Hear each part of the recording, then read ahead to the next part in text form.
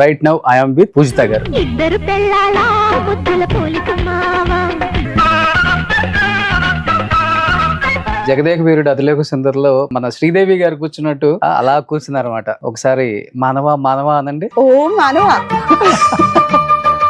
Heroine material heroine గా చేస్తున్నాం already. ఒక్కసారిగా మరి దిగజారిన క్యారెక్టర్స్ కూడా ఇచ్చేస్తున్నప్పుడు వాట్ వాజ్ యువర్ ఫీలింగ్ అండి? ఒక రోజు నాకు రామానాయుడు గారు ఫోన్ చేశారు, పాప ఒక క్యారెక్టర్ ఉంది నువ్వు చెయ్యి. ఫోన్లో వేసుకున్నా. ఏమనుకుంటున్నారు మీరు నన్ను? ఈ రోజు నుంచి నేను సురేష్ ప్రొడక్షన్స్ చేయను అన్న. ఈ రోజుకి చేయలేదు. ఈ కోపంతో, ఈ ముక్కుసూటితనం, కొంతమంది హెడ్ వెయిట్ కూడా అంటుంటారు. వీటన్నిటి వల్ల మీరు కోల్పోయింది ఇండస్ట్రీలో ఏంటి అంటే ఏమని చెప్తారు? అవకాశాలు. అప్పుడు ఇండస్ట్రీ కొత్తగా వచ్చాను. హీరోయిన్ గా వెళ్తుంటే ఒక ఆర్టిస్ట్ పెద్ద ఆయన, బతికి కూడా లేరు, మాట్లాడను, ఇలా తొడ మీద చేసి పూజిత గారు ఇంటర్వ్యూకి వస్తున్నారు అంటే ఏముందిలే, మొగుడిని వదిలిపెట్టింది, గొడవలు, కేసులు, స్ట్రైట్ ఫార్వర్డ్ యాటిట్యూడ్, ఇవే కదా క్వశ్చన్లు అనుకునే యాంకర్స్ కూడా చాలా మంది ఉంటారు. కానీ నా వరకు వస్తే నేను ఒకటే అడుగుతాను. చాలా చోట్ల చాలా చెప్పుంటారు, వాట్ ఎగ్జాక్ట్లీ మీ లైఫ్ లో జరిగిందంటే ఏమని చెప్తారు అసలు ఈరోజు? అందరూ అందం చూసి, తోలు చూసి, ఫిగర్ చూసి వస్తారు. అతను డబ్బు చూసి వచ్చాడు. మరి ఎందుకు పెళ్ళైన 3 రోజులకే ఆయన ఎలాంటి వాడని తెలిసినా కానీ మీరు ఆయనతో 18 సంవత్సరాలు జీవనం కొనసాగించి బిడ్డను కానీ ఎలా తెచ్చుకున్నారు? మరి అది మీ తర్వాత ఎంతమందిని మోసం చేశారు ఆయన? ఇంకా మరి 8 మందిని. అబ్బా. 9వ వ్యక్తి IAS ఆఫీసర్ రేఖారాణి గారు. వీళ్ళంతా ఒక గ్యాంగ్ అండి. ఒక MP, IAS ఆఫీసర్, వాళ్ళ అమ్మ, వాళ్ళ చెల్లి, వీళ్ళందరికీ బినామీ ఇతను. ఇప్పుడు మీ దగ్గర నుంచి ఆయన వెళ్ళిపోయేటప్పుడు అన్ని తీసుకొని వెళ్ళిపోయారు అన్నారు కదా, మీ బ్యాంక్ అకౌంట్ ఎంత బ్యాలెన్స్ ఉంది అసలుకి? ఇంట్లో ఏం మిగిలిపోయాయి అసలుకి? 0 వచ్చేదాకా వెయిట్ చేశాడు బా బ్యాంక్ లో.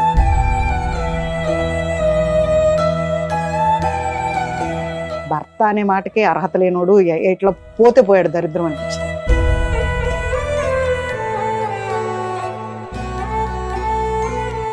ఆర్థికంగా చాలా ఇబ్బందులు పడుతున్నారా? బాగా పడుతున్నాడు.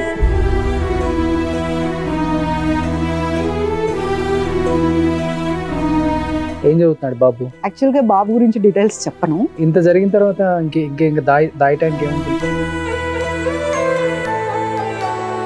ఒక రోజు మా బాబుని నేను దత్తతకి ఇచ్చేద్దాం అనుకున్నాను. యాక్చువల్ గా చిన్నప్పుడు మా బాబు కర్టన్ ఉంటే కర్టన్ దగ్గర నుంచి ఇట్లా బట్టి చూస్తున్నాడు అన్నమాట. మా బాబు వచ్చి ఇట్లా గట్టిగా పట్టుకున్నాడు నన్ను. మమ్మీ అన్నాడు. ఏనన్నా అంటే, నన్ను వాళ్ళకి ఇచ్చేస్తావా మమ్మీ? నేను వద్దా నీకు? నేను ఏం చేశాను మమ్మీ? నేను బాగా చదువుకుంటా మమ్మీ, నన్ను ఇచ్చేయద్దు మమ్మీ, నేను నీతోనే ఉంటా.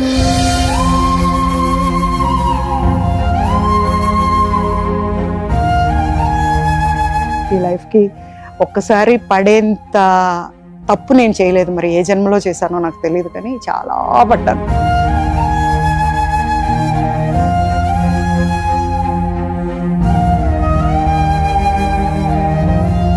Hi hello, welcome to Suman TV. నేను మీ Roshan. Right now I am with Poojitha గారు. పూజిత గారు అంటే మీ అందరికీ ఎలా చెప్పాలి అంటే, ఇద్దరు పిల్లల ముద్దుల పోలీస్ సినిమా చూస్తే మీకు రాజేంద్ర ప్రసాద్ గారి రెండో భారీగా ఎంత అద్భుతంగా నటిస్తారో ఇప్పటికీ అప్పుడప్పుడు ఈటీవీ సినిమాలో వేసినప్పుడు ఆమె నటనకి 100కి 100 వేయచ్చు అనిపిస్తుంది అనమాట.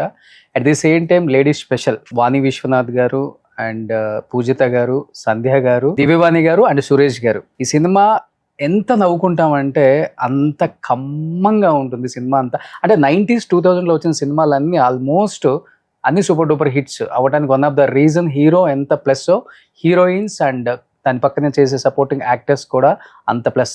కాబట్టే ఆ సినిమాలు అంత అద్భుతంగా ఫ్యామిలీ సబ్జెక్టులుగా ఇప్పటికీ నిలిచిపోయాయి. ఇప్పటికీ ఆర్టిస్టులని మనం మర్చిపోలేమన్నమాట. సో అలాంటి మర్చిపోలేని ఇంకొక ఆర్టిస్ట్ మన పూజిత గారు అనమాట. సో పూజిత గారితో ఇవాళ బర్నింగ్ ఇంటర్వ్యూ అనమాట అసలుకి. సో పూజిత గారు, హాయ్. చాలా చాలా హ్యాపీగా ఉందండి. చాలా ఇయర్స్ తర్వాత స్క్రీన్ ముందు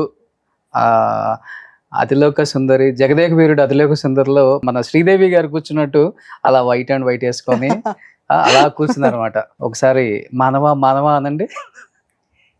ఓ మానవా. సో సూపర్, చాలా హ్యాపీగా ఉంటుందండి నిజంగా. 90s 2000 ఆర్టిస్ట్లను చూసినప్పుడల్లా తెలియని ఒక హ్యాపీనెస్ డెఫినెట్గా మాకు అందరికి ఇక్కడ ఉంటుంది. మేము ఆ 90s కిడ్స్ కాబట్టి చాలా అద్భుతమైన పిక్చర్స్. చాలామంది ఇటు యాక్ట్ చేసి తమిళ, మలయాళం, కన్నడ వైపు వెళ్తుంటారు. కానీ మీరు కన్నడ, మలయాళం, తమిళ అంతా చుట్టేసి తెలుగుకి వచ్చారు. In the end I came to Telugu. అవునవునవును. అంటే మీరు యాక్చువల్గా తెలుగు అమ్మాయా లేకపోతే తెలుగు అమ్మాయా? మరి ఇలా తిరిగి వచ్చారండి, ఇలా తిరగకుండా? అంటే బెంగళూరు బేస్డ్ గా నాన్న అక్కడ ఉండేవారు కదా, నాన్న డాక్టర్. సో అక్కడ ఉండి అక్కడ చూసుకునేసరికి మేమందరం పిల్లలు అక్కడ పుట్టుకున్నాం. ఓకే. సో అక్కడ ఉండి అక్కడ పెరిగి అదంతా అయిన తర్వాత ఇండస్ట్రీకి వెళ్ళాలి అన్న ఆలోచన ఒక్క నాకే ఉండేది. మా ఇంట్లో ఎవరికి లేదు. ఆ మాట ఎత్తినా తంతారు.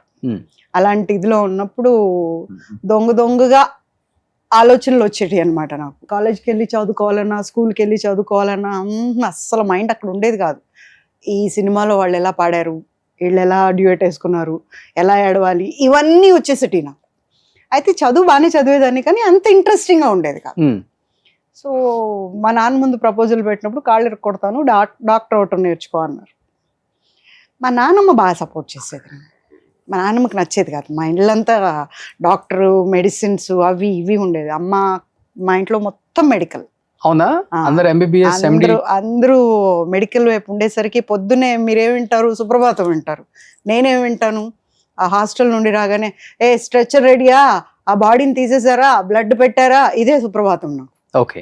సో దాంతో సిరంజ్ అన్న, ఆ డాక్టర్కి సంబంధించిన ఏమన్నా, ఆ మెడికల్ ఇవన్నా అంత కోపం వచ్చేది నాకు అసలు.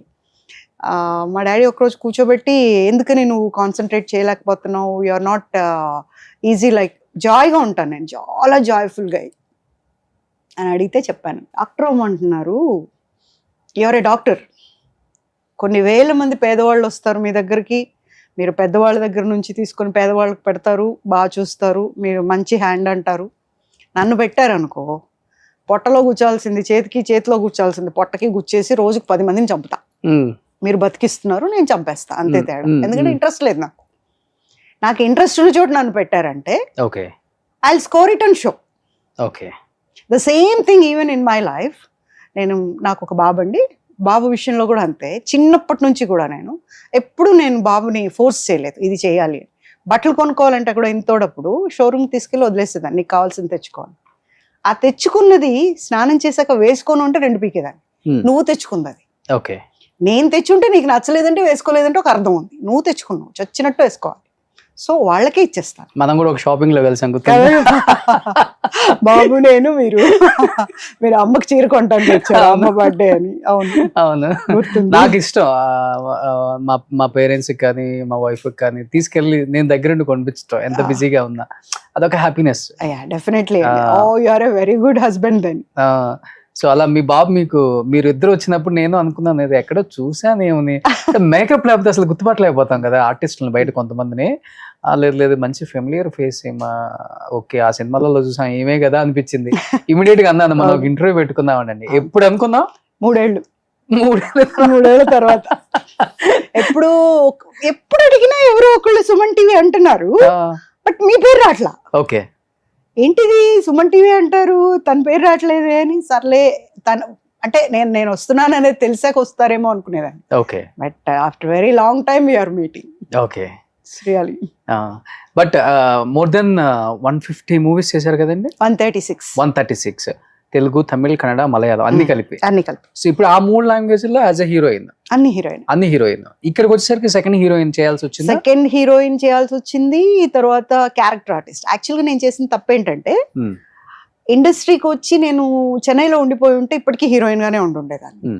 చెన్నైలో ఏం చేశారంటే, మన గురువు గారు దాసనారాయణరావు గారును రామనాయుడు గారు, పాప ఇండస్ట్రీ ఇక్కడికి హైదరాబాద్ షిఫ్ట్ అయిపోతుంది, తెలుగు ఇండస్ట్రీ, నువ్వు కూడా వచ్చి ఫస్ట్ నువ్వు రావటం వల్ల బెనిఫిట్ నీకు ఉంటుంది, నిన్ను పెట్టుకుంటారు హీరోయిన్గా, తెలుగు హీరోయిన్గా, అందులో తెలుగు రాష్ట్రాల్లో అంటే నువ్వు చేయొచ్చు అని చెప్పారు. ఓకే, ఇదేదో బాగా ఎక్కిస్తుంది.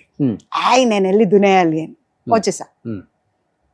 నేను రావటం వచ్చాను కానీ వాళ్ళిద్దరూ నాకు హీరోయిన్గా ఇవ్వలేదు. ఇవ్వకపోగా ఇద్దరు కలిసి క్యారెక్టర్లు తెగిచ్చారు. ఓకే ఒక్కసారిగా హీరోయిన్ కి క్యారెక్టర్ ఆర్టిస్ట్ అయిపోయింది. ఓకే బాధ అనిపించిందా ఆ టైం? చాలా బాధ అనిపించింది. కానీ ఒక్కటి అనిపించింది, ఇది కూడా ఒక ఛాలెంజ్. ఆర్టిస్ట్ కి ప్రతిదీ ఛాలెంజ్ అంతే. మొన్న ఎవరో అన్నారు, ఏమండి ఒక ఒక గెటప్ లో చూడాలి, దాంట్లో అట్లుండాలి ఇట్లుండాలి, మీరు ఇంకా యంగ్గా కనిపిస్తున్నారు అని. నేను ఒకటి చెప్పా, చూడండి ఆర్టిస్ట్ అనేవాళ్ళు ఎవరైనా కానీ ఎలా ఉన్నా మేకప్ అనేది జీవం. 6 ఏళ్ల పిల్లాడిని 60 ఏళ్ళుగా కూడా చూపిస్తుంది మేకప్ అనేది. మీకు ఎందుకు అలా అనిపించిందో నాకు తెలియదు అని చెప్పాను. What I mean to say is makeup is important అంతే. దాంట్లో మీరే ఓన్ గా చేసుకుంటారు ఫస్ట్ నుంచి?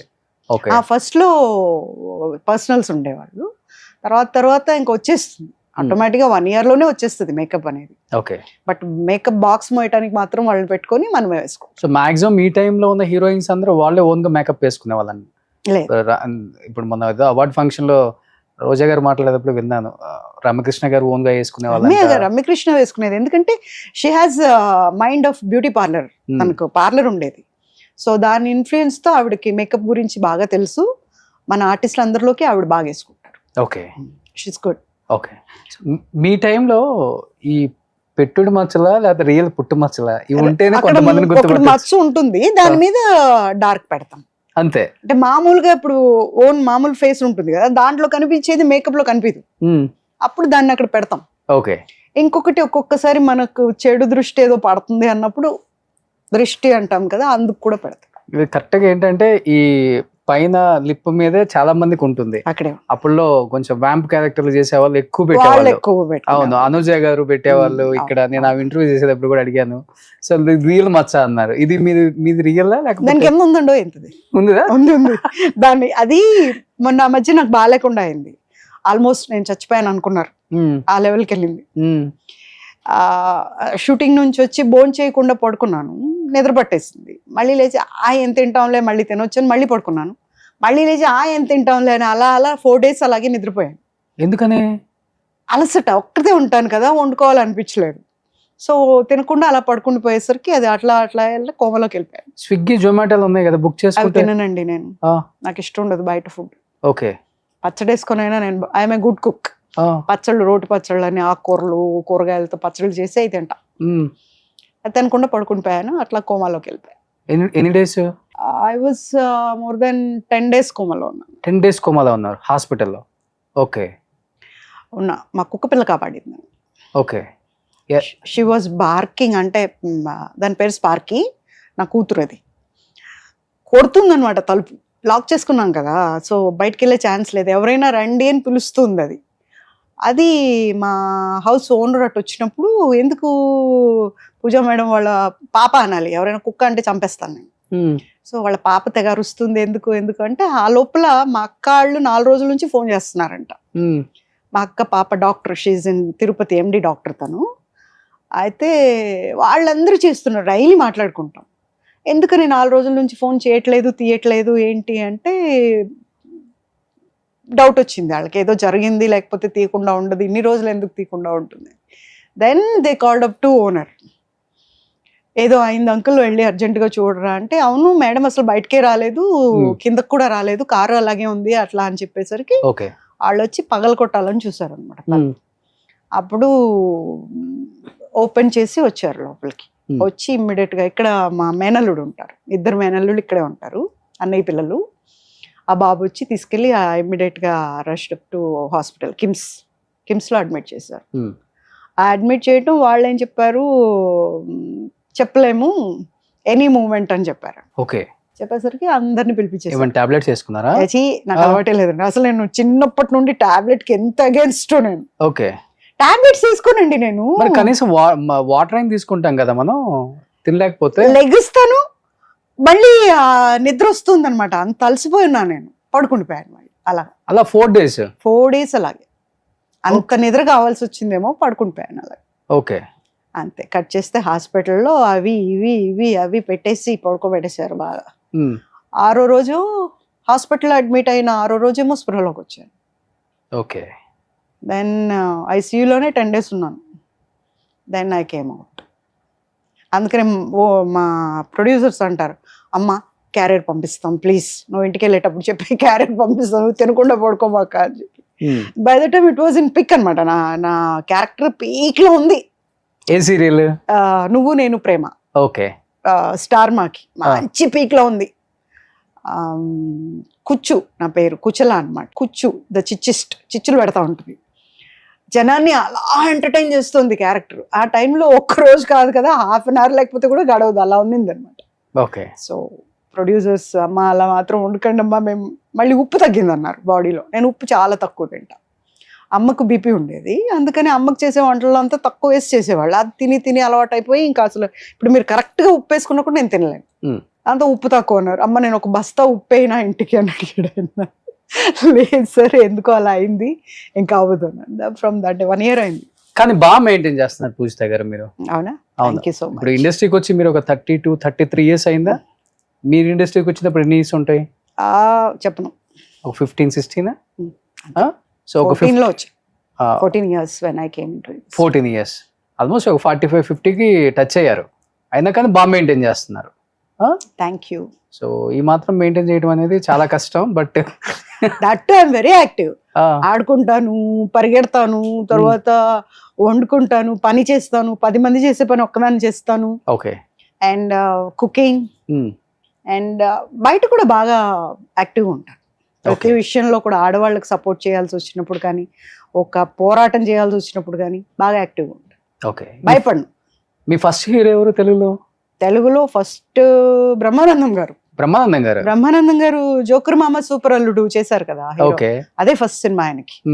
నన్ను కావాలని అడిగి పెట్టించుకున్నారు ఆ సినిమాలో. ఏ ఆర్ట్స్ మహేంద్ర గారు ప్రొడ్యూసరు.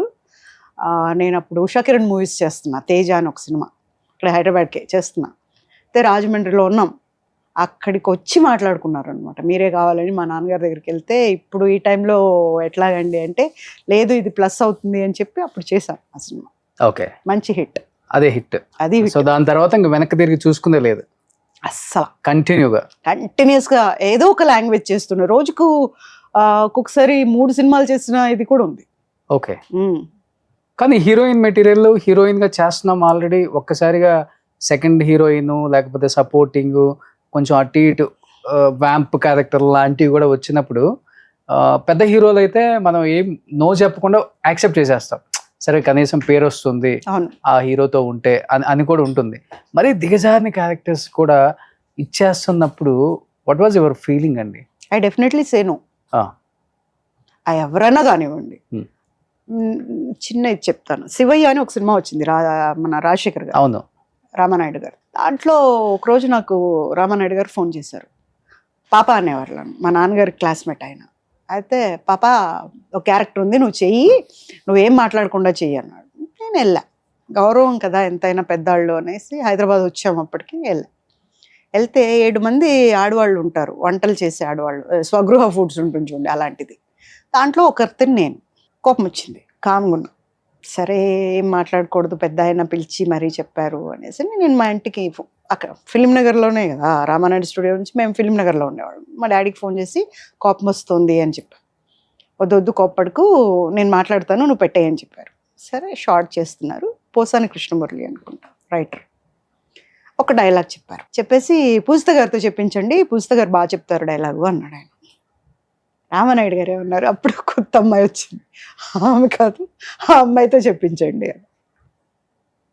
కామ్గా డైలాగు ఆ అమ్మాయికి రాట్లా. నాయుడు గారు చెప్తున్నారు, ఎవరెవరో చెప్తున్నారు, ఆ అమ్మాయికి రాట్లా డైలాగ్. సార్ ఎందుకు సార్, ఒక డైలాగ్ కోసం ఆ అమ్మాయితో తనతో చెప్పించండి సార్ అన్నారు. చెప్పించలేదు.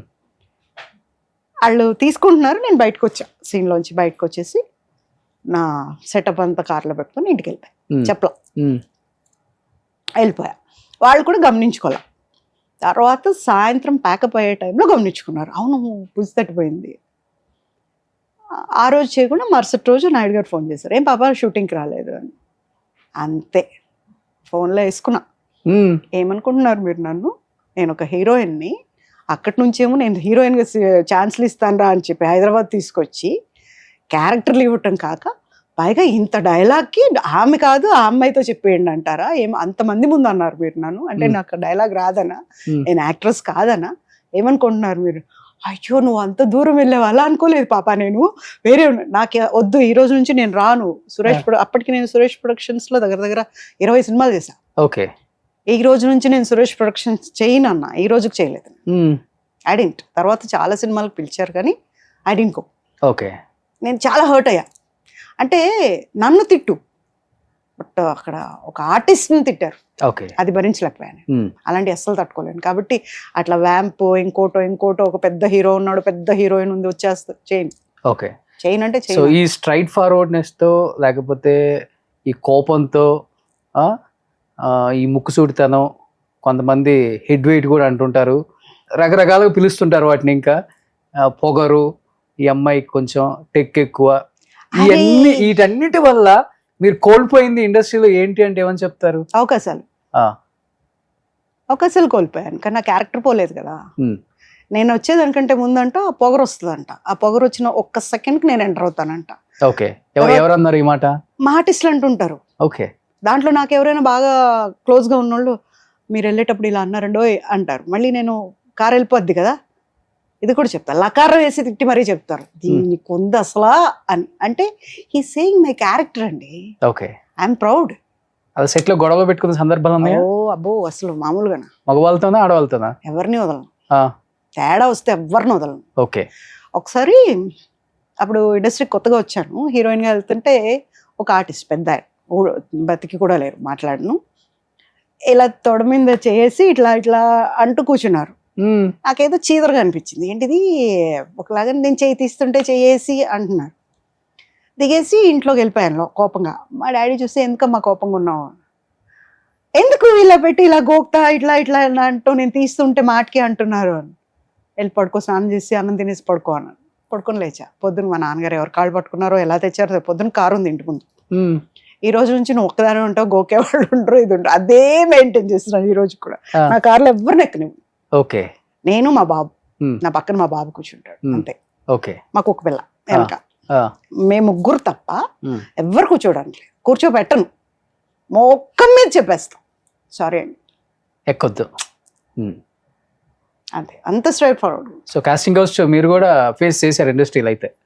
ఎందుకు చేయరండి, ప్రతి ఒక్కళ్ళు చేస్తారు, ప్రతి ఒక్క డిపార్ట్మెంట్లో చేస్తారు, ఇది ఒక్కటే అనేం కాదు. కాకపోతే ఏంటంటే ఇది ఒక గ్లామర్ ఫీల్డ్ కాబట్టి దీన్ని ఫోకస్ చేసి మాట్లాడటం వల్ల బాగా హైప్కి వస్తుంది కాబట్టి మాట్లాడతారు, కానీ ఏ ఫీల్డ్లో లేదండి, ఎవరు చేయరు. ఐటీలో లేదా, మామూలు ఒక స్వీట్ స్టాల్లో కూడా ఉంటుంది, ఎందుకు ఉండదండి? అంటే కాస్టింగ్ హౌస్ ఇంత పెద్ద ఎత్తున బయట మాట్లాడుకుంటున్నాం, కానీ ఇది ఇలా రావడానికి వన్ ఆఫ్ ద రీజనే లేడీ ఆర్టిస్టులు.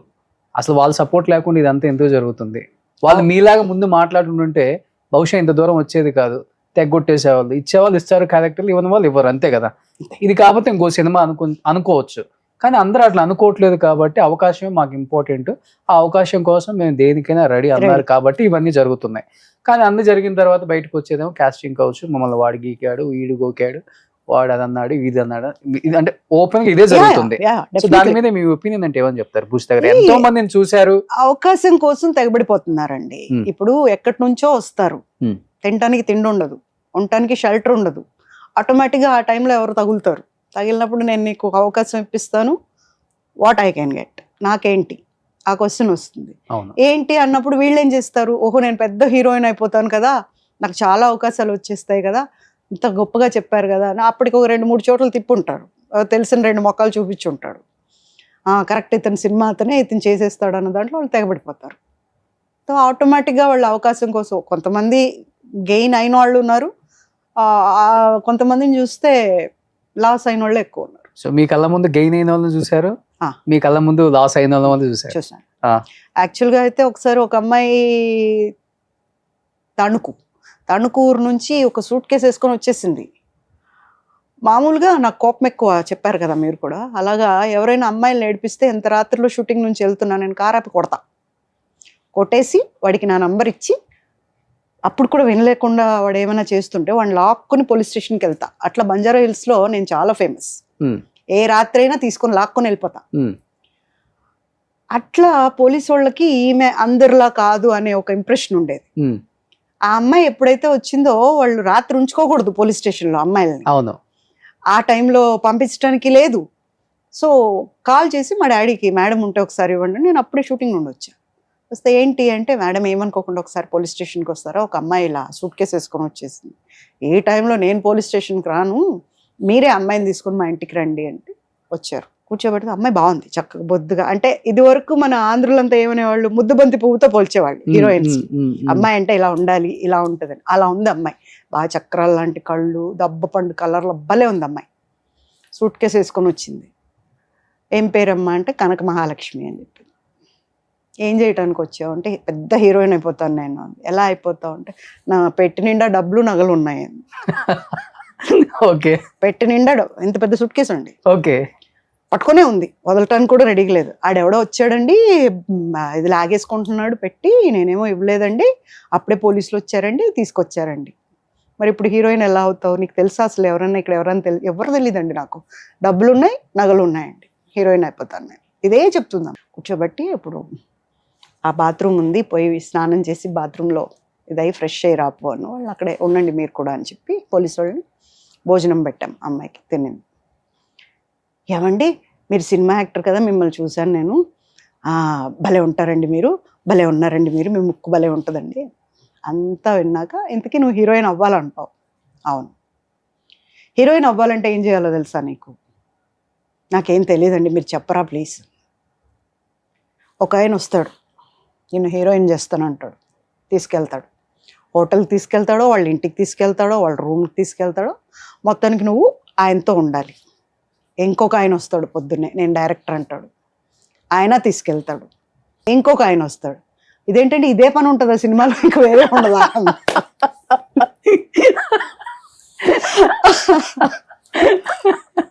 ఈ పనులన్నీ అయిపోయిన తర్వాత షూటింగ్ దగ్గరికి నువ్వు వెళ్తావు, ఇంటికే వెళ్తావు. ఓకే. మొత్తానికి ఇవన్నీ జరగాలి. దానికి రెడీ నాను అంటే, తూతూ నేను మా అమ్మ నాన్నకి ఒకటే పిల్లనండి, తలదించుకునే పని నేను ఎలా చేస్తానండి, నేను చేయనండి, నా దగ్గర పెట్టులో డబ్బులు ఉన్నాయండి, నేను హీరోయిన్ అవుతాను అంతేనండి. ఇదే మాట. ఓకే. అప్పటికి ఏ ఊరు ఏంటి ఇవన్నీ అంటే అడ్రస్ పెట్టుకుని ఉంది.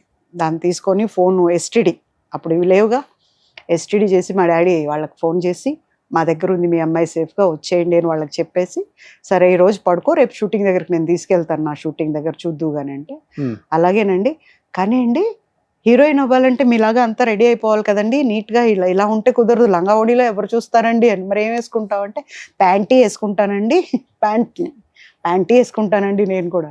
ముందు రేపు వస్తే అక్కడికి వెళ్ళిన తర్వాత అది చూసి నచ్చాక అప్పుడు కొనుక్కుందు కానిలే, ఇప్పుడు కాదు అని చెప్పి పోలీసు వాళ్ళకి, ఈరోజు మా ఇంట్లో ఉంటుంది, రేపు పొద్దున్నే మీరు ఏర్పాటు చేసుకోండి, వాళ్ళ పేరెంట్స్ వస్తారు చూద్దాం. వాళ్ళు పొద్దున్నే తెల్లవారుజామునే దిగిపోయారు పాపం. వచ్చేసి కనకమాల వచ్చి అని ఏడుస్తున్నారు వాళ్ళు. మీరు ఎలా వచ్చేసినారు ఇక్కడికి, ఎలా వచ్చేసినారు మీరు అంటుంది. కూర్చోబెట్టి మాట్లాడి, చూడండి సినిమా కావాలంటే, సినిమా తీయాలంటే ఒక పద్ధతి ఉంటుంది, రైటరు, ప్రొడ్యూసరు, డైరెక్టరు, వీళ్ళందరూ ప్రొడ్యూసర్స్ మీరు అవుతారంటే సినిమా తీయొచ్చు, అలాంటి వాళ్ళని కావాలంటే నేను పరిచయం చేస్తాను, బట్ డైరెక్ట్గా సినిమా ఇచ్చే వాళ్ళకి నేను చేయను, ఎందుకంటే ఒక జీవితం ఇది, ఆడపిల్ల జీవితం, ఏమవుతుందో నేనైతే గ్యారంటీ ఇవ్వలేను. సో అలా వద్దు అంటే వాళ్ళు నచ్చ చెప్పుకొని అమ్మాయిని తీసుకెళ్ళిపోయారు, పెళ్లి చేశారు. ఓకే. నిజంగా ఈ కనకమ్మ ఆలోచన పెద్ద హీరోయిన్ అయిందేమో అనుకుంటున్నాను ఇప్పుడు. ఇంకా నో అంటే అట్లా కొంతమంది 7-8 మంది అమ్మాయిలు కాపాడాను నేను. ఓకే.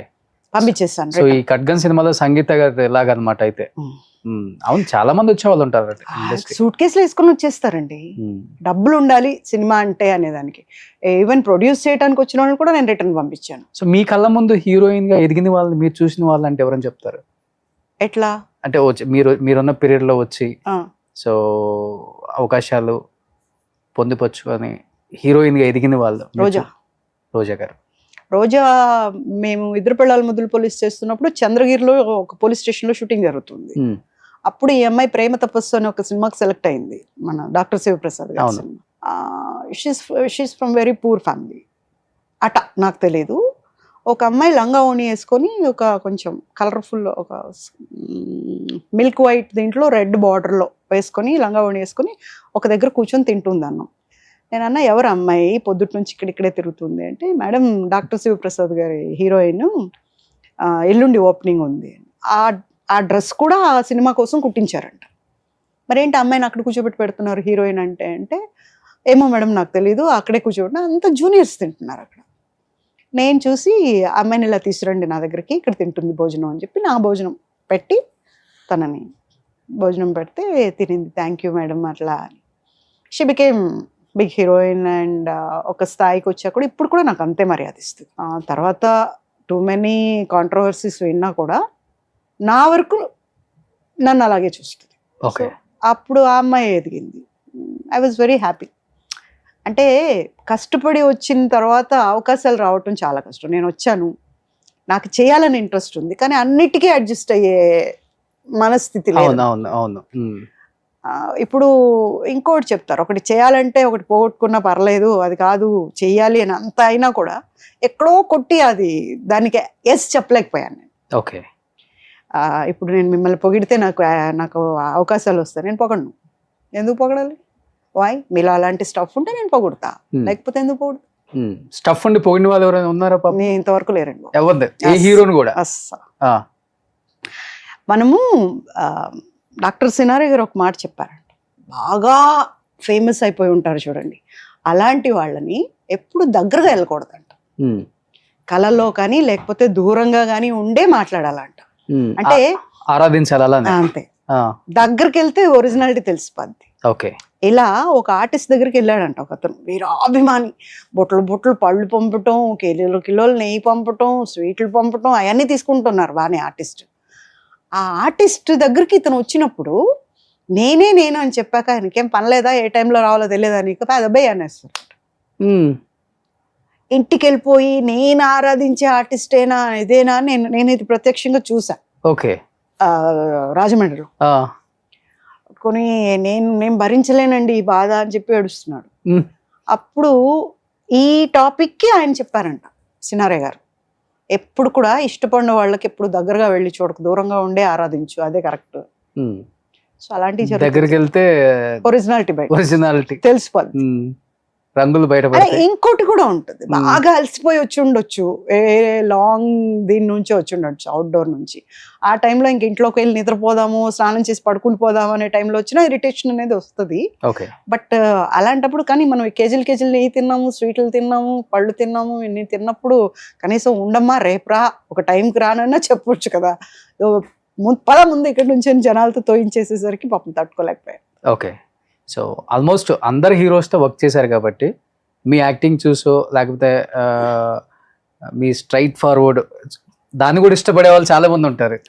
మీకు కాంప్లిమెంట్ ఇచ్చిన వాళ్ళు కానీ లేకపోతే మీకు బాగా యాక్ట్ చేస్తున్నారని సపోర్ట్ చేసిన హీరోస్ కానీ మీ లైఫ్లో ఉన్నారా అంటే ఒకటి రెండు పేర్లు? ఒకటి కూడా లేదు. నాకు పొగరెక్కువ అనే పేరు ఉందండి. ఎందుకంటే అదే పోనీ పొగరెక్కువ బాగా నీకు అని చెప్పిన హీరోస్ కూడా ఉండుంటారు. ఎవరు? చాలా మంది ఉన్నారు. చాలా మందిలో కొంతమంది చాలా మంది ఉన్నారు. నీకు బాగా పొగరెక్కువ, నాకు ఎక్కువ, అదే నాకుంది. ఇప్పుడు కూడా నాకు అదే ఉంది. చాలా మంది చెప్పారు. అంటే మనం తప్పుగా మాట్లాడడం, మనం కరెక్ట్ మాట్లాడతాం, అది తప్పు. అది మాట్లాడకుండా నేను ఉండలేను. ఇంకొకటి ఉంది, నాకు ఏదైనా నాకు ఒక విషయం తెలిసిందంటే, ఇప్పుడు మీరు ఏదో అన్నారని తెలిసింది అనుకోండి, మీ ఇంటికి వచ్చేనా సరే దులిపి పడేస్తాను నేను నా పొట్టలో పెట్టుకోలేను, నాకు ఉండదు అసలు, కొట్టుకుంటుంది అది బయటకు వచ్చేదాకా, ఆ టైప్ నేను. ఓకే. సో పూజిత గారు, గొప్ప గొప్ప ఆర్టిస్టులు అందరూ కూడా స్క్రీన్ మీద, సిల్వర్ స్క్రీన్ మీద చాలా సక్సెస్ అయ్యారు. కానీ నిజ జీవితంలో చెప్పాలంటే 100% ఫెయిల్ అయిన వాళ్ళు చాలా మంది ఉన్నారు.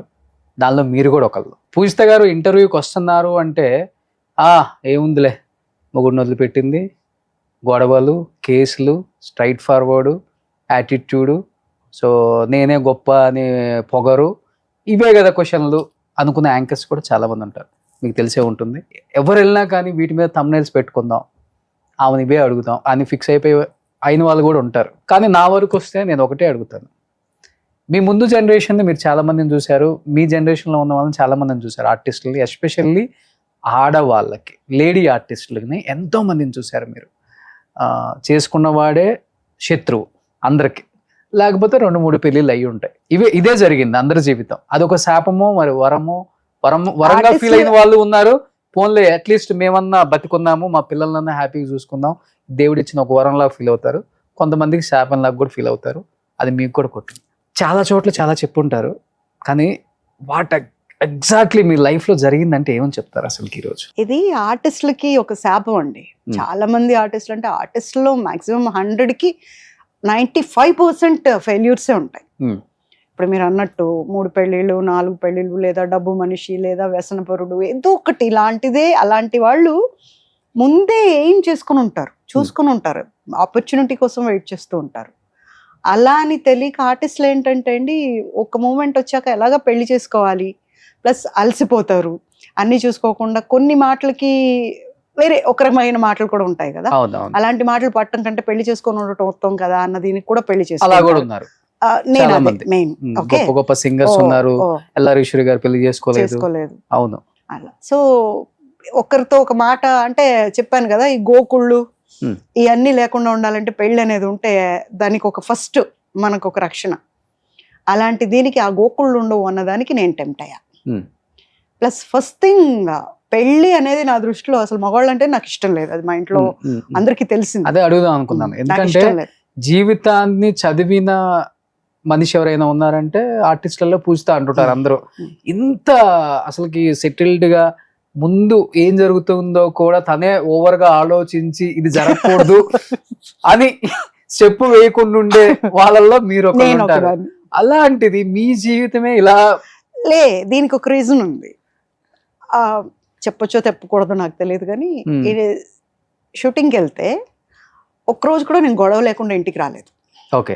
అవి దెబ్బల దాకా కూడా వెళ్ళినాయి. నన్ను కొట్టలా, నేను కొట్టటమే. కొట్టడం, గొడవలు మీదేసుకురావటం. ఇలా అన్నప్పుడు మా నాన్నగారు ఒక మాట అన్నారు, ఏదో ఒక రోజు నిన్ను రేప్ చేసి చంపుతారు, మామూలుగా కూడా కాదు, లేనిపోనివన్నీ తెచ్చుకుంటున్నావు, డైలీ ఒక రోజు అంటే పర్లేదు, రోజు నువ్వు చేసి రావటం, నేను వెళ్ళి వాళ్ళ కాళ్ళు పట్టుకోవటం, ఏంటిది అట్లా ఇట్లా. అప్పుడు నేను సెకండ్ థాట్కి వెళ్ళా, దీనికి ఏంటి పర్యవసానం, ఎండ్ ఏంటి, పెళ్ళి. ఆ మూమెంట్ ఎలాంటిదంటే, మా నాన్న ఏం చెప్పినా నేను వింటా. మా నాన్న కూచి, నేను breath of my dad. Shooting నాన్నగారే ఉంటారు? రారా? ఓకే. ఈ కోపిష్టిని ఎవరేం చేస్తారని వస్తారు అక్కడికి, కానీ రారు. ఫస్ట్ వాళ్ళకి ఇండస్ట్రీ ఇష్టం లేదు, రారు, బట్ గౌరవిస్తారు. అయితే తను ఏం చెప్పినా, తను గాడిదని తెచ్చిపెట్టి దీన్ని చేసుకోను అంటే చేసుకుంటా, అంత ఇదనమాట. అని ఒక మనిషిని ఎవరినో ఒకరిని సెలెక్ట్ చేసుకోవాలి కదా అని తను ప్రపోజ్ చేస్తే, ఆంధ్రజ్యోతిలో పనిచేసేవాడు తను. సో ప్రపోజ్ చేస్తే అప్పుడు కూడా ఒక ఫ్రెండ్లీగానే చూసాం, లొకేషన్కి వస్తూ పోతూ ఉండేవాడు. తర్వాత వాళ్ళ పేరెంట్స్కి చెప్పి ఓకే అనిపించుకున్నాడు. తర్వాత వాళ్ళు ఎందుకో ఇండస్ట్రీ అమ్మాయి వద్దు అన్నారు. తర్వాత మేమిద్దరం పెళ్లి చేసుకున్నాం. అంటే అందరూ అందం చూసి, తోలు చూసి, ఫిగర్ చూసి వస్తారు, ఇది కాదు. అతను డబ్బు చూసి వచ్చాడు, డబ్బు కోసం వచ్చాడు. అంటే పెళ్ళైన రోజు నుంచి ఆడపిల్ల ఎవరి కోసం ఎదురు చూస్తుంది, మొగుడి కోసం ఎదురు చూస్తుంది. నేను మా నాన్నగారు ఇట్లా కూర్చునేవాళ్ళం ఎదురుగా. డాడీ నాకు నిద్ర వస్తుంది, పొద్దున్నే షూటింగ్ ఉంది, నేను పడుకుంటాను డాడీ, ఇంకా రాలేదు అంటే, వస్తాడు ఆగు, ఎందుకు ఒక 5 నిమిషాలు ఆగు. ఎవరు అప్పుల వాళ్ళు వచ్చేవాళ్ళు, ఇతను చేసిన అప్పుల వాళ్ళకి మేము అప్పులు కట్టేవాళ్ళం. You understand? అది ఎప్పుడు 3-4 రోజులకే, పెళ్ళైన ఒక 4 ఏళ్లకో 5 ఏళ్లకో కూడా కాదు, 3-4 రోజులకే. సన్నగా ఒక కుర్రాడిలాగా ఉండేవాడు. ఇంత డబ్బులు ఎలా అప్పు చేస్తాడు, ఏం చేసి ఉంటాడు ఈ డబ్బులు, ఎవరిని అడగాలి, ఏం తెలిసేది కాదు. అప్పుడు ఆంధ్రజ్యోతిలో చౌదరి గారు అని ఒక ఆయన ఉండేవారు. ఆయన మా డాడీకి ఫోన్ చేసి, పువ్వు లాంటి అమ్మాయిని తీసుకెళ్ళి ఎలాంటి చోటు పెట్టారు, అయిపోయింది అమ్మాయి లైఫ్ అని చెప్పారంట. నాకు అర్థం కాదు ఏంటంటే, ఇప్పుడు నేను తప్పు చేస్తున్నాను, ముందే మీకు తెలుసు కదా నేను తప్పు చేస్తున్నాను, అది తప్పు అనేది మీకు తెలుసు కదా, మరి ఎందుకు ముందు చెప్పలేదు? అయిపోయాక చెప్తారేంటి ఎవరైనా కూడా, ముందే ఎందుకు చెప్పరు? మీరు అడిగారు ఒక క్వశ్చన్, ఎంత జాగ్రత్తగా ప్లాన్ చేసుకుంటారు కదా మీరు కూడా ఎలా తప్పు చేశారు అని. మరి ఇంత చేసేటప్పుడు ఇది వీడిని చేసుకుంటే తప్పు, ఈ అమ్మాయి నాశనం అయిపోతుందని మీకు తెలుసు కదా, మీ దగ్గరే కదా పనిచేస్తున్నాడు. మా నాన్నకు ఫోన్ చేసి చెప్పేకంటే నాకే చెప్పు ఉండాల్సింది, లేదా ముందే చెప్పు ఉండాల్సింది. పెళ్ళి అవుతుంది అన్నప్పుడు ఎలా చెప్తారు? తప్పు కదా. మరి మీకు తెలిసి ఆజ్యం పోసినట్టే కదా. తెలిసిన వాళ్ళు కూడా ఎవరు చెప్పలేదు. ఆ అబ్బాయి మంచోడు కాదు అని చెప్పలేదు, వాడు ఒక దొంగ అని చెప్పలేదు, 420 గాడు అని చెప్పలేదు, ఒక్క మోసం దగా తప్ప ఇంకేమీ లేదని ఎవరు చెప్పలేదు. ఎన్ని ఇయర్స్ లవ్ చేసుకున్నారు మీరు? ఎన్ని ఇయర్సా? అంత 6 నెలలేమో అండి. 6 నెలలే అంతే. మరి ఈ 6 నెలల్లో కూడా మీరు ఎవరిని అడగలేదు? 6 నెలల్లో కూడా జాగ్రత్త పడ్డాడు. అడిగే ఛాన్స్, ఇప్పుడు ఆంధ్రజ్యోతికి వెళ్ళి నేనేం అడుగుతానండి? ఆంధ్రజ్యోతి వాళ్ళకి నేను హీరోయిన్ని, సో నన్ను ఆ లెవెల్లోనే చూస్తారు. ఆంధ్రజ్యోతిలో నువ్వు ఎంప్లాయీవి, సో నిన్ను ఆ లెవెల్లోనే చూస్తున్నారు వాళ్ళు. కానీ వాళ్ళు చెప్పకూడదు అని అనుకోవటం తప్పు అంటాను. ఓకే. అంటే ఇప్పుడు నేనేమంటానంటే మనకు ఇప్పుడు మీరు అన్నారు ఏమంటే అవి చెప్పేసి ముక్కుసూటిగా వెళ్తే 3 నిమిషాలే బాధపడతారండి. అది జరగకూడదు జరిగిందంటే మూడు మూడు తరాలకు బాధపడాలి జరిగిపోయిన తర్వాత. నేను అందుకే చెప్తా, తప్పు అనుకుంటావో ఏడుస్తావో గిగ్గీలు పెడతావో, నేను ఇది చెప్పాలనుకుంటే నేను చెప్పేస్తా, హ్యాపీగా వెళ్ళిపోతా ఇంటికి. అంటే నేను నిజమే చెప్తా, అబద్ధం చెప్పను. అబద్ధం చెప్పేవాళ్ళు నాకు ఇష్టం ఉండదు, అన్యాయం చేసేవాళ్ళు నాకు ఇష్టం ఉండదు, మోసం చేసేవాళ్ళు నాకు ఇష్టం ఉండదు. మరి ఎందుకు పెళ్ళైన 3 రోజులకే ఆయన ఎలాంటి వాడు అని తెలిసినా కానీ మీరు ఆయనతో 18 సంవత్సరాలు జీవనం కొనసాగించి బిడ్డను కానీ ఎలా తెచ్చుకున్నారు? మరి మా నాన్నగారికి ఇచ్చిన మాట, డాక్టర్ అవ్వాల్సిన నేను డాక్టర్ అవ్వకుండా నేను ఇండస్ట్రీకి వస్తాను అన్నప్పుడు ఒక మాట తీసుకొని ఇండస్ట్రీకి పంపించారు. తప్పు చేయకూడదు, తలదించుకునే పనులు చేయకూడదు. ఏ రోజు కూడా డాక్టర్ కృష్ణ గారి అమ్మాయి ఇలా చేసింది అనే పేరే రాకూడదు. అలాంటి మాటలు పెళ్ళయిన తర్వాత సినిమా వాళ్ళకు మొగుళ్ళను వదిలేయటం ఆనవాయితీ, అలాంటి పని అస్సలు చేయకూడదు. ఇవన్నిటికీ నేను ఒట్టు పెట్టి వచ్చాను. నేను ఇంత కష్టపడుతున్నాను, ఇంట్లో పెట్టి తాళం పెట్టుకుపోయేవాడు. ఓకే, అలాంటి టైంలో మా పక్కింటి వాళ్ళు ఫోన్ చేసి మా అమ్మ నాన్నకి, ఒక ఫ్లవర్ అండి అమ్మాయి, అంటే నేను పూజలు ఎక్కువ చేస్తాను, భగవద్గీత నేను చెప్తా, అలాంటి అమ్మాయిని, అంత మంచి అమ్మాయిని అలాంటి చోటు పెట్టారు మీరు, ఆ అమ్మాయి లోపల ఉంది. మా ఇంటికి ఇట్లా పైన కొంచెం ఓపెన్ ఉండేదన్నమాట. ఆ ఓపెన్లో నేను లోపల ఉన్నట్టు తెలిసేది, బయట తాళం ప్రకారం ఏంటి ఇంటికి తాళం పెట్టింది ఎవరు లేరని, అక్కడి నుండి చూసిన వాళ్ళు ఉన్నారు అని ఇంటికి ఫోన్ చేశారు నాన్నకి. అప్పుడు వచ్చారు వాళ్ళు. వచ్చిన తర్వాత మా డాడీ అన్నీ మాట్లాడి, నాన్న ఇట్రా కూర్చో, ఏంటి అంటే నేను నాన్న డాడీ ఇవన్నీ అన్నాను. నన్ను మా నాన్నగారి పేరు రాధాకృష్ణ, ఒరే కిట్టిగా అనేదాన్ని, అలా పెంచుకున్నారు ఆయన నన్ను. ఏరా కిట్టిగా అంటే, ఊరు వెళ్ళిపోదాం నాన్న, బాబు నువ్వు నేను, ఎందుకో అన్నీ ప్యాక్ చేసుకో వెళ్ళిపోదాము, ఇక్కడ వద్దు, నువ్వులా లేవు. నేనులా లేను, ఇప్పుడు కాదు ఎప్పుడో నుంచో లేను నేను, కానీ రాను. డాక్టర్ రాధాకృష్ణ గారికి నేను మాట ఇచ్చాను, నేను మాట తప్పలేను అంతే, అలాగే భరించాను. చనిపోయే ముందు నేను ఒకసారి వచ్చారు, నేను షూటింగ్కి వెళ్తే ఇతను మెడబట్టి గెంటేశారంట మా నాన్నని. అది నాకు అమ్మ చెప్పలా. అమ్మ చనిపోయే ముందు నేను ఒక ఐటీ పార్ట్నర్షిప్ చేస్తుంటే అతనికి చెప్పారు, ఎలా తోసారంట, పాపకు తెలియదు, తెలిస్తే చంపేస్తుంది. అతను నాకు చెప్పలా, అమ్మ చనిపోయిన తర్వాత చెప్పారు. అప్పటికే వెళ్ళిపోయాడు, అన్నీ వేసుకొని పారిపోయాడు, తెలీదు అవన్నీ నాకు. అలా జీవితంలో ఎప్పుడైతే మా నాన్న వెళ్ళిపోయాడో నాలో ఉన్నదంతా వెళ్ళిపోయింది. ఎక్కడ ఏడ్చేదాన్ని కాదు నన్ను. మా నాన్న అబ్బాయిలాగా పెంచాడు, అమ్మాయిలాగా పెంచలా. ఒక్క నాన్న దగ్గరకు వచ్చినప్పుడే బాధలన్నీ వచ్చి నన్ను ఇలా అన్నారు అలా అన్నారు అని ఏడ్చేదాన్ని, ఇంకెప్పుడు ఏడ్చేదాన్ని. దాని తర్వాత ఏడవటమే మర్చిపోయా. ఈ సంవత్సరాలన్నింటిలో ఇన్ని బాధలు చూశాక కళ్ళల్లో నీళ్లు ఎవాపరేట్ అయిపోయినాయి. అండ్ ఏడవాలి అని, ఏడుపు అనేది వచ్చినప్పుడు ఓహో ఏడవాలా అన్న ఫీలింగ్ వస్తుంది అంతే. ఓకే, నాన్నగారు పోయిన తర్వాత మీరే వద్దనుకుని వదిలిపెట్టేశారు ఆయన్ని, లేకపోతే ఆయన అంతటా ఆయనే? అతనే, అప్పటికే అతను వ్యసనపురుడు అయిపోయాడండి, అది నాకు తెలియలేదు. ఫిలిం నగర్లో అచ్యుత్ రెడ్డి గారి స్టూడియో తీసుకున్నాడు లీజ్కి, నా డబ్బులతోనే తీసుకున్న తర్వాత అక్కడ మోసం, దగ, సర్కిల్, అంత చెడు సర్కిల్ని పెంచుకోవటం ఇవంతా నేర్చుకున్నాడు తను బాగా. అక్కడ డబ్బులు సంపాదించి దాచుకొని లేవని నావి తింటున్నాడు, నావి.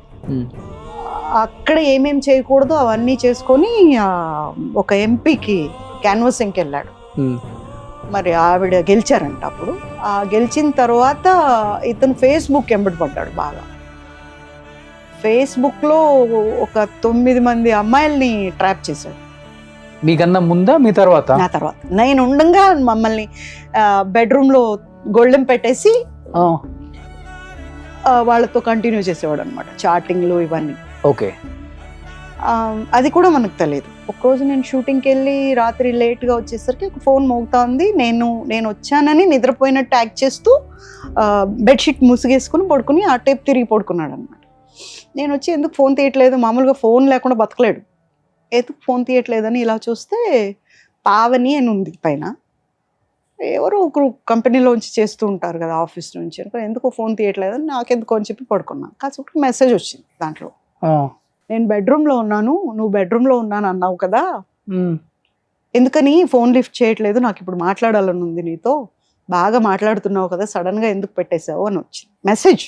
ఒక్క నిమిషం నాకు అర్థం కాల, ఏంటిది మెసేజ్ ఈవిడ నుంచే వచ్చింది, ఒక లేడీ నుంచి, బెడ్రూమ్లో ఉండటం ఏంటి, బెడ్రూమ్ గురించి మాటలేంటి, మళ్ళీ ఇమ్మీడియట్ నిద్రపోతున్నావా, అలా ఎలా నిద్ర వచ్చింది ఒక్క నిమిషంలో నీకు అని. నాకు డోర్ తెరిచాడు కదా, ఒక్క నిమిషమే అయింది, కంటిన్యూస్గా మెసేజెస్ వస్తున్నాయి. నేనేం చేశాను, నాకు ఎందుకో డౌట్ వచ్చింది, ఇదేంటన్నా జరుగుతుందా, నేను పట్టించుకోవట్లేదా, వాటిని నాకు పంపించుకున్నా. సీ హిజ్ క్రిమినల్ మైండ్, నాకు పంపించుకున్నానా, నేను మేకప్ తీసేసి స్నానం చేసి వచ్చి పడుకున్నాను. నేను నిద్రపోయాక, బాగా నిద్రపోతున్నాగా ఆ మెసేజ్లు డిలీట్ చేసేసాడు, చేసేసి పడుకున్నాడు.